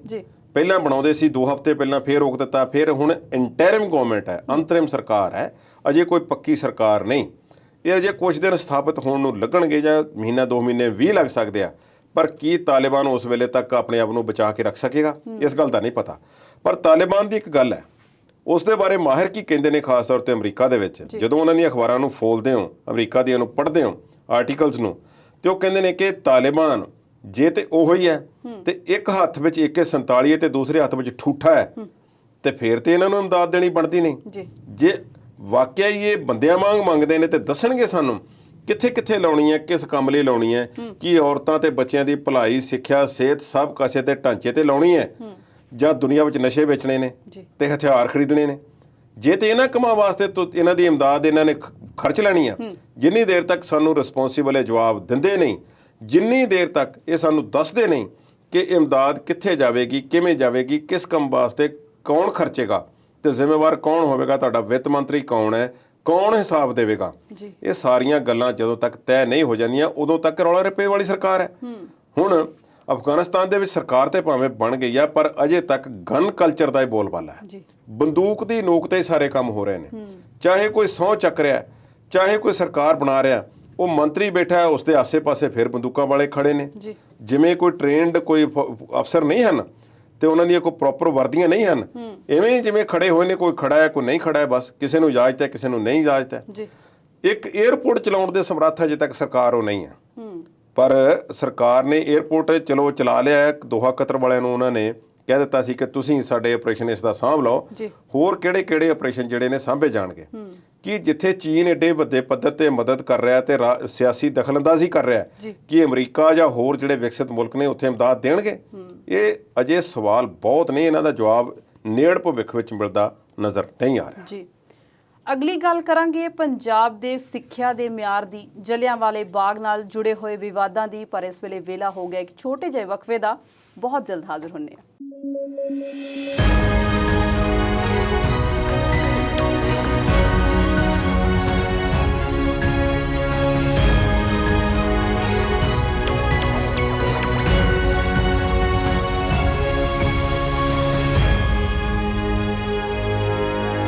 ਪ੍ਰੋਗਰਾਮ ਦੇ ਅਖੀਰਲੇ ਹਿੱਸੇ ਵਿੱਚ ਵਿਚਾਰ ਚਰਚਾ ਦੇਖ ਰਹੇ ਦਰਸ਼ਕਾਂ ਦਾ ਸਵਾਗਤ ਕਰਦੇ ਹਾਂ। ਕੁਲਦੀਪ ਜੀ, ਪਹਿਲੇ ਹਿੱਸੇ 'ਚ ਗੱਲ ਕੀਤੀ ਅਸੀਂ ਪੰਜਾਬ ਦੀ ਸਿਆਸਤ ਦੀ, ਤੇ ਜੇ ਹੁਣ ਪੰਜਾਬ ਦੇ ਸਿੱਖਿਆ ਮਿਆਰ ਦੀ ਗੱਲ ਕਰਨੀ ਹੋਵੇ ਤੇ ਭਾਰਤ ਦੀਆਂ ਸਿਖਰਲੀਆਂ ਯੂਨੀਵਰਸਿਟੀਆਂ ਦੀ ਜਿਹੜੀ ਰੈਂਕਿੰਗ ਹੋਈ ਆ, ਪੰਜਾਬ ਕਿੱਥੇ ਕੁ ਖੜਾ? ਰੈਂਕਿੰਗ ਇੱਕ ਵੈਸੇ ਤਾਂ ਰੈਂਕਿੰਗ ਦਾ ਸਬਲੀਨ ਇਸ ਤਰ੍ਹਾਂ ਦਾ ਸਿਸਟਮ ਹੈ, ਇਕੱਲੇ ਭਾਰਤ ਵਿੱਚ ਨਹੀਂ ਦੁਨੀਆ ਵਿੱਚ ਬਹੁਤ ਸਾਰੀਆਂ ਕੰਪਨੀਆਂ ਜਿਹੜੀਆਂ ਰੈਂਕਿੰਗ ਦੇ ਕੰਮ 'ਚ ਲੱਗੀਆਂ ਹੋਈਆਂ ਨੇ। ਜੀ, ਆਪਣੇ ਹਿਸਾਬ ਨਾਲ ਹੀ ਕੋਈ ਰੈਂਕਿੰਗ ਬਣਾਉਂਦਾ ਹੈ, ਕੋਈ ਫੈਕਲਟੀ ਦੇ ਹਿਸਾਬ ਨਾਲ ਬਣਾਉਂਦਾ ਹੈ, ਕੋਈ ਕੋਰਸਿਸ ਦੇ ਹਿਸਾਬ ਨਾਲ, ਕੋਈ ਸਿੱਖਿਆ ਦੇ ਮਿਆਰ ਨਾਲ, ਕੋਈ ਕਿਸੇ ਤਰੀਕੇ ਨਾਲ, ਕੋਈ ਕਿਸੇ ਤਰੀਕੇ ਨਾਲ। ਜਾਂ ਇਹ ਸਾਰੀਆਂ ਗੱਲਾਂ ਜਿਹੜੀਆਂ ਨੇ ਕਈ ਵਾਰੀ ਕੋਰਪੋਰੇਟ ਜਗਤ ਦੇ ਬੋਲਬਾਲੇ ਵੱਲ ਵੀ ਇਸ਼ਾਰਾ ਕਰਦੀਆਂ। ਪਰ ਅਸੀਂ ਹੁਣ ਗੱਲ ਕਰਦੇ ਹਾਂ ਕਿ ਭਾਰਤ ਦੀਆਂ ਕਿਹੜੀਆਂ ਬਿਹਤਰ ਯੂਨੀਵਰਸਿਟੀਆਂ ਨੇ ਤੇ ਪੰਜਾਬ ਦੀਆਂ ਯੂਨੀਵਰਸਿਟੀਆਂ ਜਾਂ ਇੰਸਟੀਚਿਊਟ ਜਿਹੜੇ ਨੇ ਉਹਦੇ ਮੁਕਾਬਲੇ ਕਿੱਥੇ ਖਲੋਤੇ ਨੇ। ਭਾਰਤ ਦੀ ਜਿਹੜੀ ਸੂਚੀ ਜਾਰੀ ਹੋਈ ਹੈ, ਇਹ ਸਰਕਾਰੀ ਸੰਸਥਾ ਹੈ। ਉਹ ਹੈ National Institute of Ranking Framework, NIRF. ਇਹ ਸਰਕਾਰੀ ਕੇਂਦਰ ਸਰਕਾਰ ਦਾ ਅਦਾਰਾ ਹੈ। ਉਹਨਾਂ ਨੇ ਜਿਹੜੀ ਸੂਚੀ ਜਾਰੀ ਕੀਤੀ ਹੈ, ਉਸ ਮੁਤਾਬਕ IIT Indian institute of technology Madras number 1 ਤੇ ਹੈ। ਜ਼ਿਕਰਯੋਗ ਹੈ ਚੇਨਈ ਨਹੀਂ, ਮਦਰਾਸ ਹੈ ਜੀ। Indian institute of science Bangalore number 2 ਤੇ। IIT ਮੁੰਬਈ ਨਹੀਂ, IIT Indian institute of technology Bombay number 3 ਤੇ। IIT ਦਿੱਲੀ ਨੰਬਰ 4 ਤੇ। IIT ਕਾਨਪੁਰ ਨੰਬਰ 5 ਤੇ ਜਿਸ ਯੂਨੀਵਰਸਿਟੀ ਦਾ ਬਹੁਤ ਰੌਲਾ ਪੈਂਦਾ ਰਹਿੰਦਾ ਹੈ, ਉਹਦੀ ਵੀ ਗੱਲ ਕਰਦੇ ਹਾਂ, JNU ਜੀ, ਜਵਾਹਰ ਲਾਲ ਨਹਿਰੂ ਯੂਨੀਵਰਸਿਟੀ, ਉਹ ਨੰਬਰ 9 ਤੇ। ਇੱਕ ਹੋਰ ਯੂਨੀਵਰਸਿਟੀ ਜਿਸ ਦੇ ਬਾਰੇ ਹੋਰ ਰੌਲਾ ਪੈਂਦਾ ਰਹਿੰਦਾ, ਜਾਮੀਆ ਮਿਲੀਆ ਇਸਲਾਮੀਆ ਯੂਨੀਵਰਸਿਟੀ ਨੰਬਰ 13 ਤੇ ਹੈ ਜੀ। ਇਹ ਪੂਰੇ ਭਾਰਤ ਦੀ ਰੈਂਕਿੰਗ ਵਿੱਚੋਂ ਸਿਖਰਲੀਆਂ ਯੂਨੀਵਰਸਿਟੀਆਂ ਜਾਂ ਕੁਝ ਜਿਨ੍ਹਾਂ ਦੇ ਨਾਮ ਅਸੀਂ ਆਮ ਤੌਰ ਤੇ ਜਾਣਦੇ ਹਾਂ, ਉਹਨਾਂ ਦੇ ਨਾਮ ਲੈ ਲੈਣੇ। ਹੁਣ ਆਉਂਦੇ ਆ ਪੰਜਾਬ ਵੱਲ। ਪੰਜਾਬ ਵਿੱਚ IIT ਰੋਪੜ 31ਵਾਂ ਨੰਬਰ ਹੈ। Indian institute of science education and research Mohali 40ਵਾਂ ਨੰਬਰ ਜੀ। Thapar institute of engineering and technology Patiala 45ਵਾਂ ਨੰਬਰ। ਚੰਡੀਗੜ੍ਹ ਯੂਨੀਵਰਸਿਟੀ 77ਵਾਂ ਨੰਬਰ ਜੀ। ਡਾਕਟਰ ਭੀਮ ਰਾਓ ਅੰਬੇਦਕਰ NIT ਜਲੰਧਰ 78ਵਾਂ ਨੰਬਰ। ਲਵਲੀ ਯੂਨੀਵਰਸਿਟੀ ਜਲੰਧਰ 81ਵਾਂ ਨੰਬਰ। ਗੁਰੂ ਨਾਨਕ ਦੇਵ ਯੂਨੀਵਰਸਿਟੀ ਅੰਮ੍ਰਿਤਸਰ 85ਵਾਂ ਨੰਬਰ। ਤੇ ਜਿਹੜੀ ਇਹ ਸਰਕਾਰ ਨੇ ਸੂਚੀ ਜਾਰੀ ਕੀਤੀ ਹੈ, ਕਿਸ਼ਤਾਨੀ ਵੀ ਕੀਤੀ ਹੈ। ਪੰਜਾਬ ਦੀ ਸੂਚੀ ਦੇ ਵਿੱਚ ਪੰਜਾਬ ਯੂਨੀਵਰਸਿਟੀ ਦਾ ਨਾਂ ਨਹੀਂ ਪਾਇਆ ਜੀ। ਪੰਜਾਬ ਯੂਨੀਵਰਸਿਟੀ ਚੰਡੀਗੜ੍ਹ ਦੇ ਵਿੱਚ ਹੈ, ਪਰ ਚਲੋ ਹੁਣ ਆਪਾਂ ਦੱਸ ਦਿੰਦੇ ਉਸ ਦਾ ਰੈਂਕ ਕੀ ਆ ਜੀ। ਪੰਜਾਬ ਯੂਨੀਵਰਸਿਟੀ ਚੰਡੀਗੜ੍ਹ ਦਾ ਰੈਂਕ 38ਵਾਂ ਹੈ, ਜਿਹੜਾ ਕਿ ਮਾੜਾ ਰੈਂਕ ਨਹੀਂ ਹੈ, ਚੰਗਾ ਰੈਂਕ ਮੈਂ ਇਸ ਨੂੰ ਆਖਾਂਗਾ ਜੀ। ਇਹ ਸਰਕਾਰੀ ਰੈਂਕਿੰਗ ਦੇ ਹਿਸਾਬ ਨਾਲ ਹੈ। ਤੇ ਜਿੰਨੀ ਕੁ ਮੈਂ ਖੋਜ ਕੀਤੀ ਹੈ, ਉਸ ਮੁਤਾਬਕ ਉੱਪਰਲੀਆਂ 100 ਯੂਨੀਵਰਸਿਟੀਆਂ ਦੇ ਵਿੱਚ ਹਰਿਆਣੇ ਦੀ ਇੱਕ ਵੀ ਯੂਨੀਵਰਸਿਟੀ ਨਹੀਂ ਦੱਸੀ ਗਈ। ਇਹ ਹੁਣ ਪਤਾ ਨਹੀਂ ਮੇਰੀ ਜਿਹੜੀ ਰਿਸਰਚ ਹੈ ਉਹ ਸਹੀ ਹੈ ਜਾਂ ਕੋਈ ਹੋਰ ਗੱਲ ਹੈ ਜੀ। ਥੋੜੀ ਜਿਹੀ ਜਾਣਕਾਰੀ ਹੋਰ ਸਾਂਝੀ ਕਰਦੇ ਹਾਂ, ਜਿਸ ਵਿੱਚ PGI ਚੰਡੀਗੜ੍ਹ ਤੇ ਪੰਜਾਬ ਯੂਨੀਵਰਸਿਟੀ ਨੂੰ ਇੱਕ ਕੁਝ ਮਾਮਲਿਆਂ ਦੇ ਵਿੱਚ ਪੂਰੇ ਦੇਸ਼ ਵਿੱਚੋਂ ਦੂਸਰਾ ਰੈਂਕ ਮਿਲਿਆ ਜੀ। ਜੇ ਫਾਰਮੇਸੀ ਕੋਰਸਾਂ ਦੀ ਗੱਲ ਕੀਤੀ ਜਾਵੇ ਤਾਂ ਪੰਜਾਬ ਯੂਨੀਵਰਸਿਟੀ ਨੂੰ ਪੂਰੇ ਮੁਲਕ ਦੇ ਵਿੱਚੋਂ ਦੂਸਰਾ ਸਥਾਨ ਮਿਲਿਆ। ਜੇ ਮੈਡੀਕਲ ਕੋਰਸਿਸ ਦੀ ਗੱਲ ਕੀਤੀ ਜਾਵੇ ਤੇ AIIMS Delhi all India institute of medical sciences ਉਹਦਾ ਨੰਬਰ 1 ਤੇ PGI ਚੰਡੀਗੜ੍ਹ ਦਾ ਨੰਬਰ 2 ਹੈ ਜੀ। ਸੋ ਇਹ ਮਾਣ ਵਾਲੀ ਗੱਲ ਹੈ। ਪਰ ਹੁਣ ਦੇਖਦੇ ਹਾਂ, ਇਹ ਪੰਜਾਬ ਦੀ ਗੱਲ ਤਾਂ ਅਸੀਂ ਮੁਕਾਬਲਾ ਕਰ ਲਿਆ। ਹੁਣ ਅਸੀਂ ਗੱਲ ਕਰਦੇ ਹਾਂ ਕਿ ਵਿਸ਼ਵ ਦੀਆਂ ਯੂਨੀਵਰਸਿਟੀਆਂ ਦੇ ਮੁਕਾਬਲੇ ਅਸੀਂ ਕਿੱਥੇ ਖਲੋਤੇ ਹਾਂ ਜੀ। ਵਿਸ਼ਵ ਦੇ ਵਿੱਚ ਜਿਵੇਂ ਪਹਿਲਾਂ ਦੱਸਿਆ ਸੀ ਕਿ ਰੈਂਕਿੰਗ ਕਈ ਤਰ੍ਹਾਂ ਦੀ ਆਉਂਦੀ ਹੈ, ਇੱਕ ਤਰ੍ਹਾਂ ਦੀ ਰੈਂਕਿੰਗ ਨਹੀਂ ਹੈ ਕਿਤੇ ਵੀ। ਵਿਸ਼ਵ ਦੇ ਵਿੱਚੋਂ ਇੱਕ ਪਿੱਛੇ ਜਿਹੇ ਅੰਕੜੇ ਆਏ ਸੀ ਜੂਨ ਮਹੀਨੇ ਦੇ ਵਿੱਚ, ਉੱਪਰਲੀਆਂ 1300 ਯੂਨੀਵਰਸਿਟੀਆਂ ਦੇ ਵਿੱਚੋਂ ਭਾਰਤ ਦੀਆਂ ਕੇਵਲ 35 ਯੂਨੀਵਰਸਿਟੀਆਂ ਆਈਆਂ ਸੀ। ਉੱਪਰਲੇ 100 ਦੇ ਵਿੱਚ ਭਾਰਤ ਦੀ ਇੱਕ ਵੀ ਯੂਨੀਵਰਸਿਟੀ ਨਹੀਂ ਸੀ, ਤੇ 150 ਦੇ ਲਾਗੇ ਤੋਂ ਜਦੋਂ ਵਿਸ਼ਵ ਦੀਆਂ ਯੂਨੀਵਰਸਿਟੀਆਂ ਆ ਜਾਂਦੀਆਂ ਨੇ ਜੀ, ਤੇ ਉਸ ਤੋਂ ਬਾਅਦ ਫਿਰ ਭਾਰਤ ਦੀਆਂ ਯੂਨੀਵਰਸਿਟੀਆਂ ਦਾ ਨੰਬਰ ਆਉਣਾ ਸ਼ੁਰੂ ਹੁੰਦਾ ਹੈ। ਹੁਣ ਇਸ ਦਾ ਮਤਲਬ ਇਹ ਨਹੀਂ ਕਿ ਭਾਰਤ ਦੇ ਜਿਹੜੇ ਟੌਪ ਦੇ ਇੰਸਟੀਚਿਊਟ ਨੇ ਉਹਨਾਂ ਵਿੱਚ ਸਿੱਖਿਆ ਦਾ ਮਿਆਰ ਮਾੜਾ ਹੈ। ਭਾਰਤ ਦੇ ਇੰਜੀਨੀਅਰ ਤੇ ਭਾਰਤ ਦੇ ਹੋਰ ਟੈਕਨੋਕ੍ਰੇਟਸ ਜਿਹੜੇ ਨੇ ਹਨ, ਟੈਕਨੀਕਲ ਵਿਅਕਤੀ ਨੇ, ਦੁਨੀਆ ਭਰ ਦੇ ਵਿੱਚ ਮੈਨੇਜਮੈਂਟ ਦੇ ਕੋਰਸਿਸ ਤੇ ਇਸ ਤਰ੍ਹਾਂ ਦੇ ਇੰਜੀਨੀਅਰਿੰਗ ਦੇ ਕੋਰਸਿਸ ਦੇ ਵਿੱਚ ਜਾਣੇ ਜਾਂਦੇ ਨੇ। ਜੀ, ਪਰ ਸਰਕਾਰ ਦੀਆਂ ਕੁਝ ਨੀਤੀਆਂ ਹਨ ਕਿ ਕੋਟਾ ਸਿਸਟਮ ਹੈ, ਸਾਰਾ ਕੁਝ ਹੈ, ਸਭ ਕੁਝ ਦੇ ਚੱਲਦਿਆਂ ਭਾਰਤ ਵਾਸਤੇ ਇਹ ਤਸੱਲੀ ਵਾਲੀ ਗੱਲ ਹੀ ਮੈਂ ਕਹਿ ਸਕਦਾ, ਕਿਉਂਕਿ ਕਈ ਦੇਸ਼ਾਂ ਦਾ ਬਹੁਤ ਮਾੜਾ ਹਾਲ ਹੈ। ਜੀ, ਪਰ ਭਾਰਤ ਵਿੱਚ ਸਿੱਖਿਆ ਦਾ ਵਪਾਰ ਕਿਸ ਹੱਦ ਤੱਕ ਵੱਧ ਗਿਆ, ਖਾਸ ਤੌਰ ਤੇ ਪ੍ਰਾਈਵੇਟ ਯੂਨੀਵਰਸਿਟੀਆਂ ਦੇ ਆਉਣ ਨਾਲ। ਇਸ ਵੇਲੇ ਭਾਰਤ ਦੇ ਵਿੱਚ 1000 ਤੋਂ ਵੱਧ ਜਿਹੜੀਆਂ ਹਨ ਉਹ ਯੂਨੀਵਰਸਿਟੀਆਂ ਦੱਸੀਆਂ ਜਾਂਦੀਆਂ ਨੇ ਕੁੱਲ। ਜੀ, ਉਹਨਾਂ ਦੇ ਵਿੱਚੋਂ ਥੋੜ੍ਹੀਆਂ ਕੀ ਜਿਹੜੀਆਂ ਹਨ ਵਿਸ਼ਵ ਦੇ ਰੈਂਕਿੰਗ ਦੇ ਬਰਾਬਰ ਆਉਂਦੀਆਂ ਨੇ, ਬਾਕੀ ਥੱਲੇ ਨੇ। ਜੀ, ਜੇ ਗੱਲ ਹੁਣ ਇਤਿਹਾਸਕ ਜਲਿਆਂਵਾਲੇ ਬਾਗ ਦੀ ਕਰ ਲਈਏ, ਤੇ ਜਦੋਂ ਦਾ ਨਵੀਨੀਕਰਨ ਹੋਇਆ ਆ, ਵਿਵਾਦ ਤੇ ਵਿਵਾਦ ਚੱਲ ਰਿਹਾ, ਇਹ ਵਿਵਾਦ ਮੁੱਕਦੇ ਕਿਉਂ ਨਹੀਂ ਕੁਲਦੀਪ ਜੀ? ਵਿਵਾਦ ਇਹ ਮੁੱਕ ਨਹੀਂ ਸਕਦੇ, ਕਿਉਂਕਿ ਸਾਡੀ ਵਿਵਾਦਾਂ ਨਾਲ ਸਾਡਾ ਵਾਹ ਵਾਸਤਾ ਹੈ। ਇਤਿਹਾਸਿਕ ਗਲਤੀਆਂ ਜਿਹੜੀਆਂ ਨੇ ਜਾਂ ਇਤਿਹਾਸਿਕ ਕੋਈ ਗੱਲਾਂ ਨੇ ਇਹੋ ਜਿਹੀਆਂ, ਉਹਨਾਂ ਨੂੰ ਦੁਨੀਆ ਨੂੰ ਦੱਸਣ ਦੇ ਵਿੱਚ ਨਾਕਾਮ ਰਹੇ ਹਾਂ ਅਸੀਂ, ਇਸ ਗੱਲ ਵਿੱਚ ਕੋਈ ਸ਼ੱਕ ਨਹੀਂ। ਜੀ, ਜਨਰਲ ਡਾਇਰ ਦੀ ਫੈਮਿਲੀ ਦੇ ਵਿੱਚੋਂ ਇੱਕ ਬੀਬੀ ਹੈ, ਉਸਨੇ ਕਿਤਾਬ ਲਿਖੀ ਸੀ ਜਿਸ ਦੇ ਬਾਰੇ ਉਹਨੇ ਜਲਿਆਂਵਾਲੇ ਬਾਗ ਦੇ ਨਵੀਨੀਕਰਨ ਬਾਰੇ ਉਸਨੇ ਆਖ ਦਿੱਤਾ ਕਿ ਭਾਰਤ ਸਰਕਾਰ ਨੇ ਇਫੈਕਟਿਵਲੀ ਪੱਕੇ ਤੌਰ ਤੇ ਉਹ ਸਾਰੇ ਸਬੂਤ ਆਪਣੇ ਹੱਥਾਂ ਨਾਲ ਮਿਟਾ ਦਿੱਤੇ ਹਨ ਜਿਨ੍ਹਾਂ ਨਾਲ ਲੋਕਾਂ ਨੂੰ ਕਦੇ ਕੁਝ ਯਾਦ ਆ ਜਾਣਾ ਸੀ। ਉਸ ਦਾ ਨਵੀਨੀਕਰਨ ਕੀਤਾ ਗਿਆ ਤੇ ਕੈਪਟਨ ਅਮਰਿੰਦਰ ਸਿੰਘ ਕੀ ਕਹਿੰਦੇ ਨੇ, ਲੁਕਸ ਨਾਈਸ, ਸੋਹਣਾ ਲੱਗਦਾ ਹੈ, ਮੈਨੂੰ ਤਾਂ ਬੜਾ ਚੰਗਾ ਲੱਗਦਾ। ਰਾਹੁਲ ਕਹਿੰਦੇ ਸੀ ਕਿ ਸ਼ਹੀਦਾਂ ਦਾ ਅਪਮਾਨ ਹੋ ਗਿਆ। ਗੱਲ ਆਈ ਗਈ ਹੋ ਗਈ, ਠੰਡੇ ਬਸਤੇ ਵਿੱਚ ਪੈਂਦੀ ਨਜ਼ਰ ਆ ਰਹੀ ਹੈ, ਪਰ ਸਰਕਾਰੀ ਤੌਰ ਤੇ ਆ ਰਹੀ ਹੈ। ਅਜੇ ਕੁਝ ਸੰਗਠਨ ਇਸ ਵੱਲ ਨੂੰ ਲੱਗੇ ਹੋਏ ਨੇ ਕਿ ਅਸਲ ਵਿੱਚ ਕੀ ਹੋਇਆ ਤੇ ਉਸ ਵੱਲ ਦੇਖਿਆ ਜਾਵੇ। ਇੱਕ ਅੰਦਾਜ਼ੇ ਮੁਤਾਬਕ ਮਾਹਿਰਾਂ ਨੇ ਜੋ ਅੰਕੜੇ ਇਕੱਤਰ ਕੀਤੇ ਨੇ, ਉਸ ਮੁਤਾਬਕ 12-13 ਉੱਥੇ ਗਲਤੀਆਂ ਜਿਹੜੀਆਂ ਨੇ ਵੱਡੀਆਂ ਨੇ, ਉਹਨਾਂ ਨੂੰ ਸਹੀ ਕਰਨ ਦੀ ਮੰਗ ਕੀਤੀ ਜਾ ਰਹੀ ਹੈ। ਅਮਰ ਜੋਤੀ ਹੈ, ਉਸ ਦੀ ਜਗ੍ਹਾ ਬਦਲਣ ਦਾ ਕੰਮ ਜਿਹੜਾ ਉਸ ਦੀ ਮੰਗ ਕੀਤੀ ਜਾ ਰਹੀ ਹੈ। ਸ਼ਹੀਦੀ ਖੂਹ ਦੇ ਬਾਰੇ ਕੁਝ ਜੋ ਪੁਰਾਣਾ ਸਰੂਪ ਹੈ ਉਸਦਾ, ਉਸ ਨੂੰ ਬਹਾਲ ਕਰਨ ਦੀ ਗੱਲ ਕੀਤੀ ਜਾ ਰਹੀ ਹੈ। ਇੱਕ ਪਿੱਲਰ ਹੈ, ਕੌਲਾ ਹੁੰਦਾ ਸੀ, ਜਿਸ ਦੇ ਲਾਗੇ ਖੜੇ ਹੋ ਕੇ ਜਨਰਲ ਡਾਇਰ ਨੇ ਸਾਰਾ ਦ੍ਰਿਸ਼ ਵੇਖਿਆ ਤੇ ਹੁਕਮ ਦਿੱਤਾ ਗੋਲੀਆਂ ਚਲਾਉਣ ਦਾ, ਉਹ ਪਿੱਲਰ ਉੱਥੇ ਦੁਬਾਰਾ ਲਾਉਣ ਦੀ ਮੰਗ ਕੀਤੀ ਜਾ ਰਹੀ ਹੈ। ਇਸ ਤਰ੍ਹਾਂ ਹੋਰ ਬਹੁਤ ਸਾਰੀਆਂ ਚੀਜ਼ਾਂ ਨੂੰ ਪੁਰਾਤਨ ਦਿੱਖ ਜਾਂ ਸਮੇਂ ਦੇ ਹਾਣੀ ਬਣਾਉਣ ਦੀ ਗੱਲ ਕੀਤੀ ਜਾ ਰਹੀ ਕਿ ਉਸ ਸਮੇਂ ਦੇ ਹਿਸਾਬ ਨਾਲ ਉਹਨਾਂ ਨੂੰ ਡਿਵੈਲਪ ਕੀਤਾ ਜਾਵੇ, ਨਾ ਕਿ ਅੱਜ ਦੇ ਯੁੱਗ ਦੇ ਹਿਸਾਬ ਨਾਲ ਉਹਨਾਂ ਨੂੰ ਕੋਈ ਮਾਡਰਨ ਜਿਹੜਾ ਕੋਈ ਦਿੱਖ ਦੇ ਦਿੱਤੀ ਜਾਵੇ। ਜਿਹੜਾ ਲੇਜ਼ਰ ਸ਼ੋਅ ਕਰਨ ਦੀ ਗੱਲ ਕਰਦੇ ਨੇ ਭਾਰਤ ਸਰਕਾਰ ਵਾਲੇ, ਉਹਨਾਂ ਨੂੰ ਕਿਹਾ ਕਿ ਤੁਸੀਂ ਭਾਈ ਇੱਥੇ ਨਾ ਕਰੋ, ਇਹਨੂੰ ਬਾਹਰ ਕਿਤੇ ਕਰ ਦਿਓ। ਇੱਥੇ ਖਾਣ ਪੀਣ ਤੇ ਸੈਰ ਸਪਾਟੇ ਤੇ ਬਿਲਕੁਲ ਪਾਬੰਦੀ ਹੋਣੀ ਚਾਹੀਦੀ ਹੈ। ਟਿਕਟਾਂ ਨਹੀਂ ਲੱਗਣੀਆਂ ਚਾਹੀਦੀਆਂ। ਟਿਕਟ ਕਾਊਂਟਰ ਲੱਗਣ ਦੀ ਗੱਲ ਜਿਹੜੀ ਸੀ ਉਹ ਵੀ ਖਬਰ ਸਾਹਮਣੇ ਆਈ ਸੀ ਕਿ ਉਹ ਕਾਊਂਟਰ ਲੱਗ ਰਹੇ ਨੇ ਤੇ ਸ਼ਾਇਦ ਟਿਕਟਾਂ ਲੱਗ ਜਾਣਗੀਆਂ, ਪਰ ਕੋਈ ਬੋਲਿਆ ਨਹੀਂ। ਉਹ ਖਾਣ ਪੀਣ ਦੀ ਇਹ ਹੈ ਕਿ ਕਈ ਲੋਕ ਉੱਥੇ ਜਾਂਦੇ ਨੇ ਉਹ ਸੈਰ ਸਪਾਟੇ ਦੇ ਮਕਸਦ ਨਾਲ, ਤੇ ਕਿਤੇ ਕੋਈ ਬੈਠਾ ਕੁਝ ਖਾ ਰਿਹਾ, ਕੋਈ ਪੀ ਰਿਹਾ, ਕੋਈ ਕੁਝ ਕਰ ਰਿਹਾ, ਉਹਨਾਂ ਸਾਰੀਆਂ ਚੀਜ਼ਾਂ ਤੇ ਪਾਬੰਦੀ ਲਾਉਣ ਦੀ ਮੰਗ ਕੀਤੀ ਗਈ ਹੈ। ਉਹ ਇੱਕ ਦੁਖਦਾਈ ਘਟਨਾ ਨਾਲ ਜੁੜੀ ਹੋਈ ਗੱਲ ਹੈ। ਤੇ 2 ਸਾਲ ਪਹਿਲਾਂ 100 ਸਾਲ ਦੀ ਸ਼ਤਾਬਦੀ ਮਨਾਈ ਗਈ ਹੈ। 100 ਸਾਲ ਤੋਂ ਉੱਪਰ ਹੋ ਗਿਆ ਇਸ ਸਮੇਂ ਨੂੰ। ਤੇ ਮਾਹਿਰ ਕੀ ਕਹਿੰਦੇ ਨੇ ਕਿ 100 ਸਾਲ ਪਹਿਲਾਂ ਅੰਗਰੇਜ਼ਾਂ ਨੇ ਦਫਾ 144 ਲਾਈ ਹੋਈ ਸੀ ਤੇ ਉਸ ਇਕੱਠ ਦੇ ਉੱਪਰ ਜਨਰਲ ਡਾਇਰ ਨੇ ਗੋਲੀਆਂ ਵਰਸਾਈਆਂ, ਜਿਹੜੀ ਹੁਣ ਵੀ ਲਾ ਦਿੱਤੀ ਗਈ ਹੈ ਪ੍ਰਸ਼ਾਸਨ ਵੱਲੋਂ। ਤੇ ਲਾਈ ਵੀ ਕਿਤੇ ਛੋਟੇ ਸਮੇਂ ਲਈ ਨਹੀਂ ਗਈ, ਨਵੰਬਰ ਮਹੀਨੇ ਤੱਕ ਲਾ ਦਿੱਤੀ ਗਈ ਆ ਜਲਿਆਂਵਾਲੇ ਬਾਗ ਦੇ ਵਿੱਚ ਕਿ ਇੱਥੇ 5 ਬੰਦਿਆਂ ਤੋਂ ਬਾਅਦ ਕੋਈ ਇਕੱਠਾ ਨਾ ਹੋਵੇ ਤੇ ਕੋਈ ਗੱਲ ਨਾ ਹੋਵੇ, ਕੋਈ ਮੁਜ਼ਾਹਰਾ ਨਾ ਹੋਵੇ। ਇਸੇ ਤਰ੍ਹਾਂ ਹੀ ਮਾਹਿਰ ਆਖ ਰਹੇ ਨੇ ਕਿ ਇਤਿਹਾਸ ਆਪਣੇ ਆਪ ਨੂੰ ਦੁਹਰਾ ਰਿਹਾ। ਪਰ ਜਲਿਆਂਵਾਲੇ ਬਾਗ ਦੇ ਵਿੱਚ ਇੱਕ ਖਾਸ ਗੱਲ ਜਿਹੜੀ ਆ, ਉਹ ਜਿਹੜੀ ਮੈਂ ਪਹਿਲਾਂ ਪੁਆਇੰਟ ਨੁਕਤੇ ਦੱਸ ਰਿਹਾ ਸੀ, ਉਹਨਾਂ ਵਿੱਚੋਂ ਇੱਕ ਹੈ ਸ਼ਹੀਦ ਊਧਮ ਸਿੰਘ ਦੇ ਬੁੱਤ ਦੇ ਬਾਰੇ। ਉਹ ਰੌਲਾ ਪੈ ਰਿਹਾ ਕਿ ਸ਼ਹੀਦ ਊਧਮ ਸਿੰਘ ਨੇ ਇਸ ਤਰ੍ਹਾਂ ਹੱਥ ਕੀਤਾ ਹੋਇਆ, ਉਸਦੇ ਹੱਥ ਦੇ ਵਿੱਚ ਜਦੋਂ ਲੰਡਨ ਦੇ ਕੈਕਸਟਨ ਹਾਲ ਦੇ ਵਿੱਚ ਉਸਨੇ ਮਾਈਕਲ ਐਡਵਾਰ ਨੂੰ ਗੋਲੀ ਮਾਰੀ ਹੈ, ਤੇ ਉਹ ਪਿਸਤੌਲ ਜਾਂ ਰਿਵਾਲਵਰ ਕਿਉਂ ਨਹੀਂ ਉਹਦੇ ਹੱਥ ਦੇ ਵਿੱਚ ਦਿੱਤਾ ਗਿਆ? ਹੁਣ ਇਸ ਦਾ ਜਵਾਬ ਸਰਕਾਰ ਦੇ ਸਕਦੀ ਹੈ, ਕਿਉਂਕਿ ਊਧਮ ਸਿੰਘ ਕੰਬੋਜ ਭਾਈਚਾਰੇ ਨਾਲ ਸੰਬੰਧਿਤ ਸਨ। ਕੰਬੋਜ ਭਾਈਚਾਰਾ ਜਿਹੜਾ ਹੈ ਇਹ ਇਸ ਦੀ ਮੰਗ ਕਰਦਾ ਆ ਰਿਹਾ ਸੀ ਕਿ ਊਧਮ ਸਿੰਘ ਦਾ ਬੁੱਤ ਜਿਹੜਾ ਹੈ ਉਹ ਲਾਇਆ ਜਾਵੇ। ਇਹ ਬੁੱਤ 3 ਸਾਲ ਪਹਿਲਾਂ ਲੱਗ ਗਿਆ ਸੀ। 3 ਸਾਲ ਪਹਿਲਾਂ ਲਾਏ ਗਏ ਬੁੱਤ 2018 ਵਿੱਚ ਇਹ ਬੁੱਤ ਲੱਗ ਗਿਆ ਸੀ, ਉਦੋਂ ਤੋਂ ਹੀ ਡਿਜ਼ਾਈਨ ਇਸ ਤਰ੍ਹਾਂ ਹੈ ਜਿਸ ਦੀਆਂ ਫੋਟੋਆਂ ਤੇ ਹੋਰ ਉਸ ਦਾ ਜਿਹੜਾ ਵਾਇਰਲ ਮਟੀਰੀਅਲ ਹੈ ਨਿਕਲ ਕੇ ਸਾਹਮਣੇ ਆ ਰਿਹਾ ਤੇ ਲੋਕ ਹੁਣ ਤਾਂ ਇਸ ਦੀ ਗੱਲ ਕਰ ਰਹੇ ਨੇ ਜੀ। ਉਹ ਜਿਹੜਾ ਹੱਥ ਇਸ ਤਰ੍ਹਾਂ ਕੀਤਾ ਹੋਇਆ ਉਸ ਦਾ ਮਕਸਦ ਸਰਕਾਰ ਦੀਆਂ ਕੁਝ ਨੀਤੀਆਂ ਨਾਲ ਸੰਬੰਧਿਤ ਹੈ।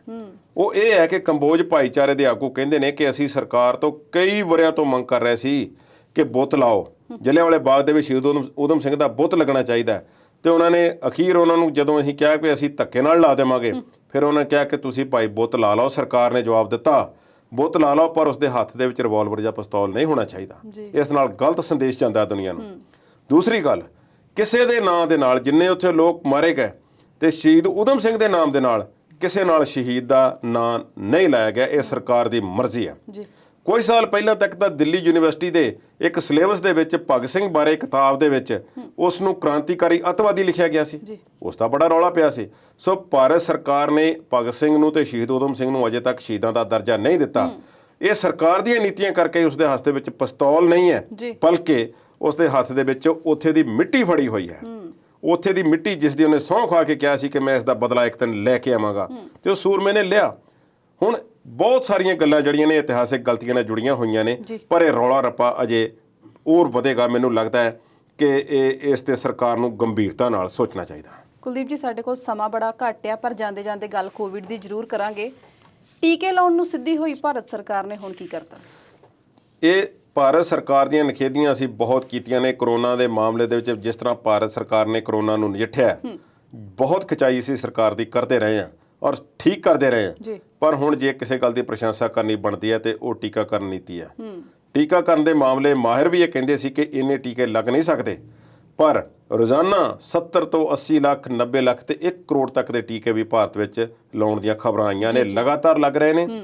ਤੇ ਕੋਵਿਸ਼ੀਲਡ ਜਿਹੜਾ ਟੀਕਾ ਹੈ ਉਸ ਦੀ ਪ੍ਰੋਡਕਸ਼ਨ ਬਹੁਤ ਜ਼ਿਆਦਾ ਹੋ ਰਹੀ ਹੈ। ਭਾਰਤ ਨੇ ਹੁਣੇ ਤਾਜ਼ਾ ਕੱਲ 66 ਕਰੋੜ ਹੋਰ ਟੀਕਿਆਂ ਦਾ ਕੋਵਿਸ਼ੀਲਡ ਦਾ ਆਰਡਰ ਦੇ ਦਿੱਤਾ ਹੈ ਤੇ ਉਹ ਦਸੰਬਰ ਤੱਕ ਭਾਰਤ ਸਰਕਾਰ ਨੂੰ ਮਿਲ ਜਾਣ ਦੀ ਆਸ ਹੈ, ਕਿਉਂਕਿ ਸੀਰਮ ਇੰਸਟੀਚਿਊਟ ਆਫ ਇੰਡੀਆ ਵਾਲੇ ਹਰ ਮਹੀਨੇ 20 ਤੋਂ 25 ਕਰੋੜ ਟੀਕੇ ਪੈਦਾ ਕਰਨ ਦੀ ਸਮਰੱਥਾ ਰੱਖਦੇ ਨੇ। ਦੂਸਰੇ ਪਾਸੇ ਭਾਰਤ ਬਾਇਓਟੈਕ ਹੈ, ਉਹਨਾਂ ਨੂੰ ਜਿੰਨਾ ਆਰਡਰ ਮਾਰਚ ਦੇ ਵਿੱਚ ਦਿੱਤਾ ਗਿਆ ਸੀ ਉਸ ਦੇ ਚੌਥੇ ਹਿੱਸੇ ਵਿੱਚ ਵੀ ਨਹੀਂ ਪਹੁੰਚੇ। ਉਹਨਾਂ ਦੀ ਸਪਲਾਈ ਘਟ ਰਹੀ ਹੈ ਤੇ ਕੋਵਿਸ਼ੀਲਡ ਦੀ ਵੱਧ ਰਹੀ ਹੈ।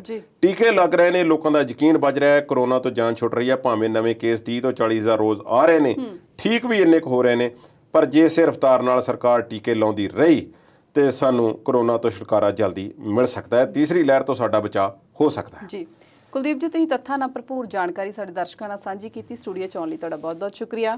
ਅੱਜ ਦੇ ਪ੍ਰੋਗਰਾਮ 'ਚ ਬਸ ਇੰਨਾ ਹੀ। ਅਗਲੀ ਵਾਰ ਨਵੇਂ ਮੁੱਦਿਆਂ ਤੇ ਨਵੀਂ ਗੱਲਬਾਤ ਲੈ ਕੇ ਜਲਦ ਹਾਜ਼ਰ ਹੋਵਾਂਗੇ। ਤਦ ਤੱਕ ਲਈ ਸਾਨੂੰ ਦਿਓ ਇਜਾਜ਼ਤ। ਸਤਿ ਸ਼੍ਰੀ ਅਕਾਲ।